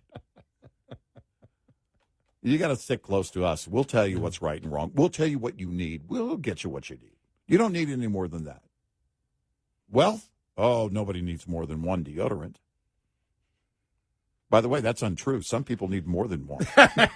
By the way, if people don't remember that, Bernie Sanders actually said that's a problem in our society. Yeah, too many because choices. There's too many choices like deodorant. There shouldn't be that many choices. Right. So the state will regulate Yeah. If the market wants Right. 50 types of deodorants, Right. that's fine. Right. Well, and the idea of, and this new approach, not new approach. Figures, by the way, he'd want less deodorant, though. Right. I just wondered. Yeah, exactly. By the way, does he not remind you of Larry David? No, did you find out that they actually are distant cousins? Because Larry David played him on SNL. No way. Yeah, they're distant cousins. It's true story. They found out. I think Ancestry helped them.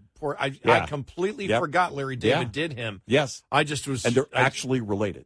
I forgot about that. Isn't that funny? Oh, wow, that's right. He did too. But that is the approach. And the whole idea of, you shouldn't have so much wealth. Again, demonizing the wealth so that people look at it and go, no, I can't have that much wealth. That's too much. You know, it reminds me of the MASH episode where Hawkeye was, fumbling the gun and they were being shot at by a sniper. Yes. I'm not going to shoot at the enemy. Yeah. Right. That was some MASH episodes were great. Yeah. Some were stupid times a million. That was stupid times a million. To me, that is the one that gets the stupid award above all others. Yeah. But that idea of, no, people shouldn't have that kind of wealth. Who talks like that? Socialists. Well, it's also the fact that if you have, wealth, you have independence. If you have wealth, well, we've talked about that many times before about capitalism. If you have wealth, then you can decide where you go in life, and that's one of the reasons. And you can have power and control, and that power and control is not in government, which is the reason why we believe in private property here in the United States. Exactly. And so it's more than that, but also the fact that if you do have money, and then people, you're materialistic. Well, I don't think I'm that materialistic. I've often said I could never live in a huge mansion. Right. Because too much to keep up with. But yeah, number one, that one. Number two, 30-foot ceilings. Yeah. And a marble entranceway. I'll never get that cobweb. No. I'll never get that cobweb. I can handle a 9-foot ceiling. Yeah. In my one room, I have a 13-foot ceiling. I'm like, that's a bit too high. Yeah, exactly. I like something to be homey. Right. But it's like you make they want to make judgments on everything and make it a negative connotation judgment. Oh, you have a little bit of wealth. Right. Why do you have this? Why do you have this? Well, hunting is bad. This is bad. This. Well, maybe you know who's bad. Someone who sits there and bitches all day and judges other people and has no information whatsoever, are completely ignorant of those people and what they believe their purpose in life is. Exactly. Maybe you're the problem. Yeah. And over again, who saves them when they fall and they can't swim and they can't survive on their own? The productive people paying taxes. The people paying taxes, the people who know how to hunt, the people who have archery skills. Those are the people. 866-90-RED-EYE. Hi, I'm Jen Loomis, a transport safety expert at J.J. Keller, and I'm here to share a tip on speed and space management. In order to manage speed, you need to understand the 4 factors involved in stopping a vehicle. Perception distance is the distance a vehicle travels from the time you see a hazard until your brain recognizes it. The perception time for an alert driver is approximately 3/4 of a second. Reaction distance is the distance a vehicle travels from the time your brain tells your foot to move from the accelerator until your foot hits the brake pedal. The average driver has a reaction time of 3/4 of a second. Brake lag distance also needs to be taken into account. When operating a vehicle with air brakes, it takes about half a second for the mechanical operation to take place. Finally, braking distance is the distance it takes a vehicle to stop once the brakes are applied.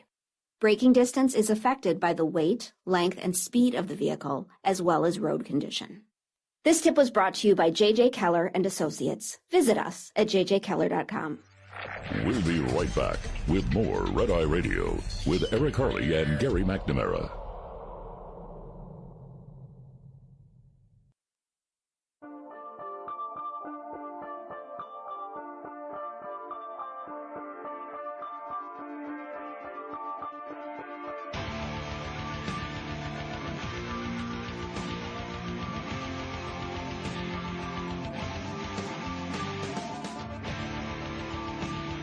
It's Friday Radio. He is Eric Harley, and I'm Gary McNamara. Let us go to Brian in Las Vegas about the. Hi, Brian. You're on. Yep. Yep. Welcome. Hey. Hey. How are you? Thank you. So far, so good. Where would talk radio be without tangents and digressions? Yeah, anyway. Right? Yeah. You guys are great. I digress. Yes, go ahead. My dad did have to see his first sergeant once when I did something stupid on a base, and it never happened again after that. Yeah. Right. But yeah, the whole thing that they're pulling right now, and I'll use a word they like to use on the Second Amendment folks all the time, they think they have found a loophole. If they can get the idea of archery and weapons and such out of the minds that are younger quicker, they'll never miss it. They won't worry about all the regulations that come down after that. Right. But there's lots of states where hunter education is required before you can apply for a license, including the state I'm in. I got mine back in the early 80s, and I still have the original card. But what's that going to do to all of the skeet and trap teams across the U.S.? Yeah. They've got all those to consider. They've got lots of those. I mean, that's insane. Right. Yep. Yeah. They're just trying to get it out of their minds. The younger they can get it out of their minds, then when they keep saying as they get older, well, you haven't missed it all this time, and so why would you miss it if we add this regulation or rule or take this away? You haven't had it all this time, so what's the big deal? No, that's a great point in that, part of the effect is, all right, if it's out of sight, it's out of mind. And you don't need it. You don't need it. So, yeah. And I would hope that the schools and the people that are involved in the schools that actually enjoy it would say, okay, how about if we just fundraise it and do it on our own? We're not taking your funds and putting it towards it, so can you stop that? Shouldn't be able to. Right. Well, I think you might, because that's the point. If it's part of the curriculum, whether it's paid for by the federal funds or not, you lose the federal funding. Yep. So even if you wish to self-fund it, they want to pull it. Yep. That phrase, part of the curriculum, is the other loophole they like to throw in there. I mean, I got my first weapon at 8 years old, went hunting that Christmas Day, and I learned at an early age. And it was in Pritzker's territory. So, wow. Wow. Yeah. Well, we'll get. Age. I mean, we were. Yeah, we'll get to that story here in just a couple of minutes. Thanks, Brian. We appreciate Pritzker story. Thank you. Yeah, as we talk about the Biden administration confirming it's withholding federal funds for schools with archery or hunting safety classes. Yeah. And I didn't know. Frankly, I was surprised at the numbers of students that are, enrolled in archery classes and hunting safety classes. Right. Sure. Let me see. The president of National Archery in Schools program told Fox News Digital his organization has 1.3 million students in 9,000 schools across 49 states. Wow.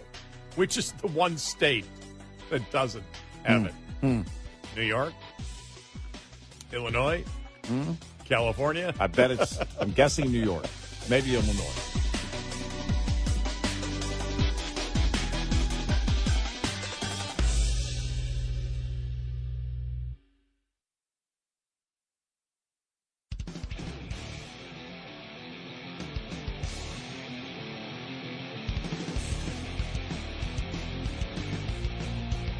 You're listening to Red Eye Radio from the Uniden America Studios.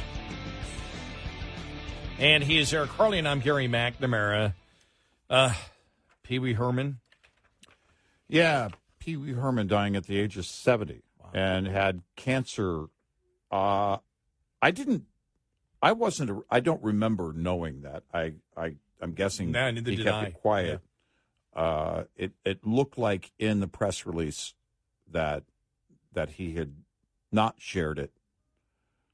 So I don't think it leaked out anywhere. I don't remember learning that before yesterday. Same here. Yeah. So a number of things that he did. I mean, obviously, Pee-wee's Playhouse. Larry, not Lawrence, Larry Fishburne on that show. Then he kind of went on to, he did a dramatic role. We were talking off the air about the movie Blow. In Blow. He was great in Blow. He played Hunter Biden, and it was just spot on. No, he played somebody else. Sorry. He played the guy that they first met on the West Coast who was basically got him their pot. Right. They didn't get into cocaine at that point. Right. But he was just, I'll never forget I'm like, that looks like Pee-wee. Nah, just some guy who looks like him. Some other actor. It's like, oh, no, it is. Yeah. It is him. And, but Paul Reubens is his name. Paul Reubens. Yeah, he had, but that was a great role.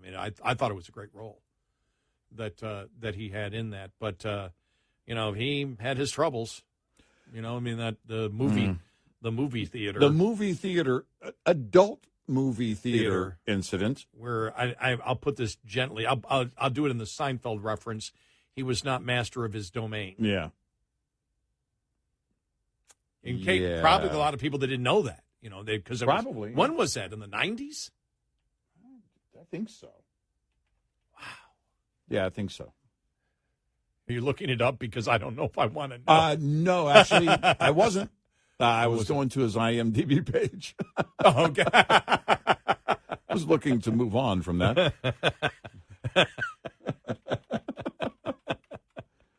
Yeah.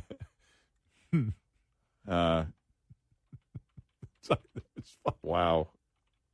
1991.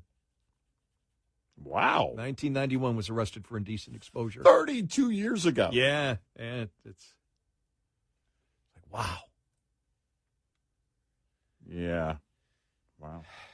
He was on an episode of The Connors in 2019. Really? Yeah, I didn't know that. I don't watch any TV, first-run TV anymore. Yeah, neither do I. Yeah. Hey, speaking of that, anybody affected by the writers and actors strike? Oh, is that still going on? They're still picketing it? Okay, no. Oh, something, since we're talking about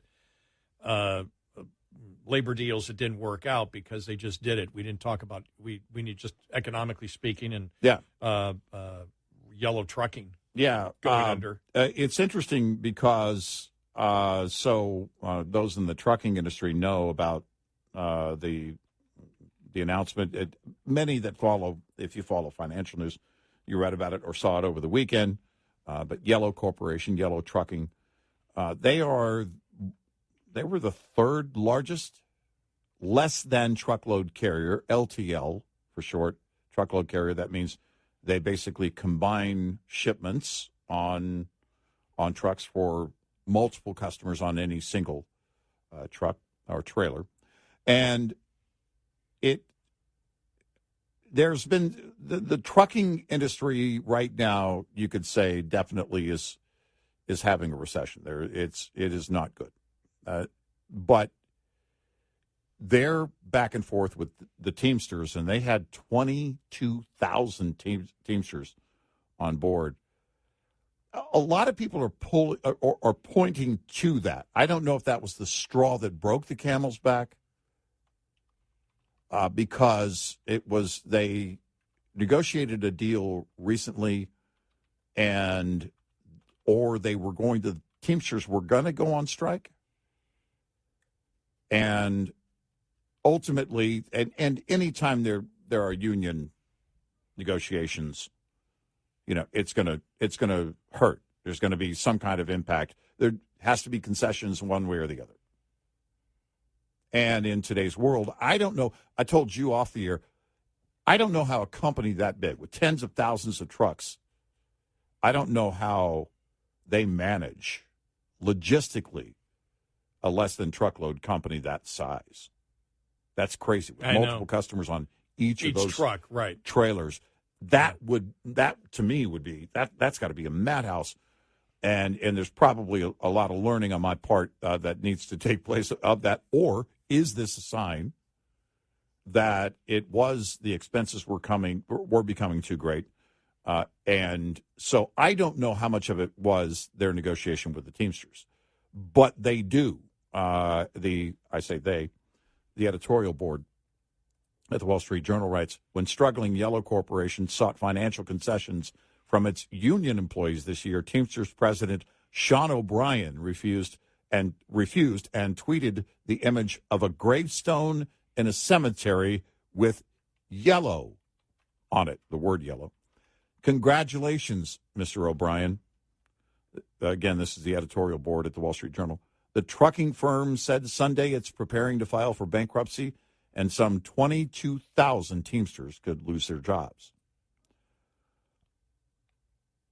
This is a company that was almost a century old. They were 99 years old. And the third largest LTL company. Even massive companies that have been around for a long time fall as a result of mismanagement or a shift in the economy or whatever might be going on. I would have to have somebody who is probably a bookkeeping forensics expert go into the yellow books and tell me exactly what was the tipping point, how much of it was the Teamsters negotiation, how much of it was mismanagement on other levels. The Teamsters negotiation was really a part of the them not paying certain benefits. Right. Mm-hmm. They were falling behind on payments for like pensions and things like that. And that tells me that this was inevitable. They were headed this way regardless. Now, a number of companies have, in recent years especially, that have union employees have closed their doors. And the question with me is, okay, were they always headed that way? Or was the weight of those union contracts just too great? And I can't tell you here.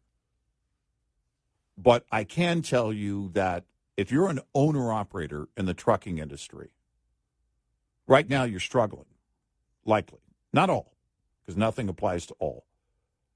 But a lot of the trucking industry right now is struggling. I have some very good friends that are out there, and they were able to get on board with another trucking company, and instead of booking their own loads, right now they're working with that company. And that's something that they haven't done in years, if ever, at this level. And so that's the difference for an owner-operator that's out there with their own authority, and they're booking their loads. I have friends that have done LTL. In fact, Mark from the TV show Shipping Wars. LTL, if you learn how to do it right, I mean, Mark had it down and made a good living at doing that. I haven't talked to him in a while, but he made a good living at doing that. So it certainly can be done, but the economy, the ebb and flow of the economy, inflation is hitting everybody, it's hitting everything, and it changes the way that we consume things, and it changes the logistics of delivering those things. So now you have this massive corporation, and I would love to see the analysis in the coming days about that, about how much of it was the long-term weight of what they had to provide Teamsters, and how much of it was just simple mismanagement, how much of it was the after effect of COVID. Trucking ran hard during COVID.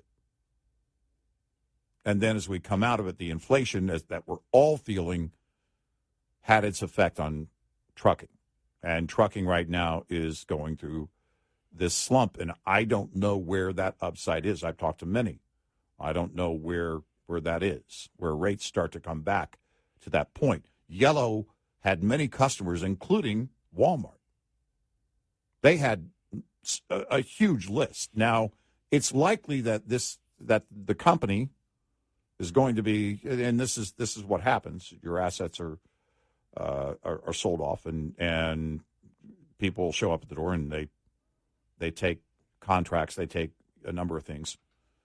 But my question again is how much of it is Or is it just the perfect storm where a company this size doing what they do and also being heavily bonded to the and connected with, or I guess what would you say, obligated to these union contractors or contracts, then is it that perfect storm? I can't tell you.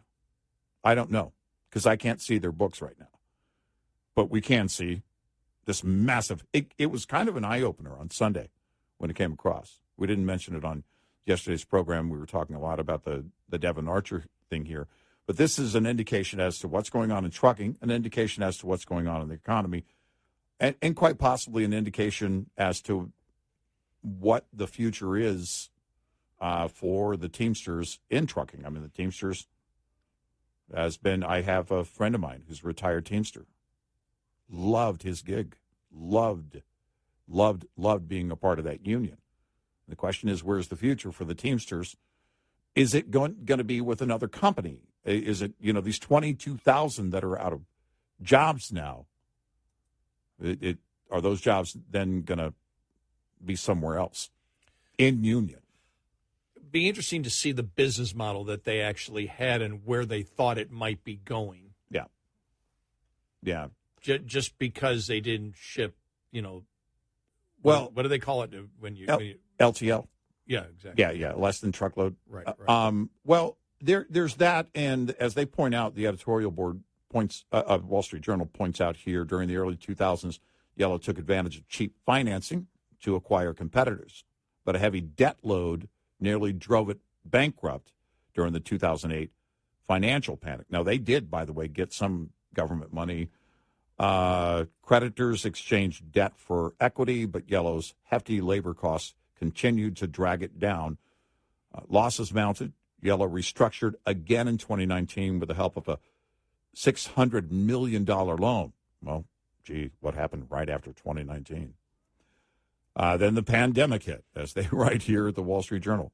Yellow's speculative credit rating prevented it from tapping into the Federal Reserve's corporate credit facilities.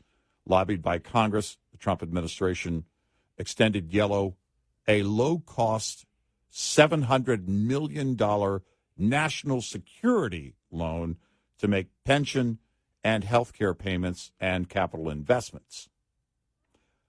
Democrats now criticize the Trump administration for misusing the CARES Act's National Security Loan Program. But as Congressional Oversight Commission report noted in June, quote, whenever Congress gives the executive branch billions of taxpayer dollars and enormous discretion to hand them out, it is understandably difficult for the executive branch to resist the urge to do so. Yeah, seriously. End quote. Oh, my yeah. God, that is... that's almost like some type of gaslighting. I'm not sure what it's weird.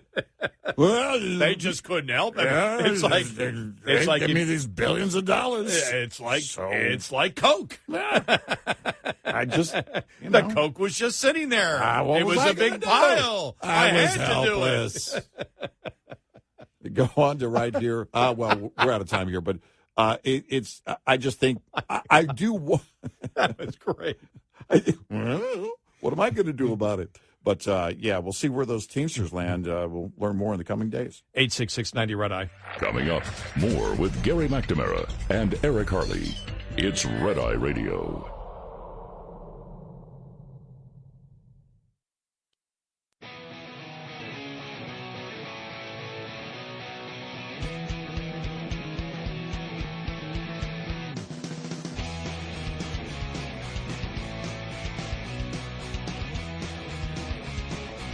It's Red Eye Radio. He's Eric Harley, and I'm Gary McNamara. You were just talking about during the break that Yellow Trucking. So they secured that Treasury loan, and they were trying to reduce labor costs as the volumes fell in trucking earlier this year. They weren't able to do that with the unions.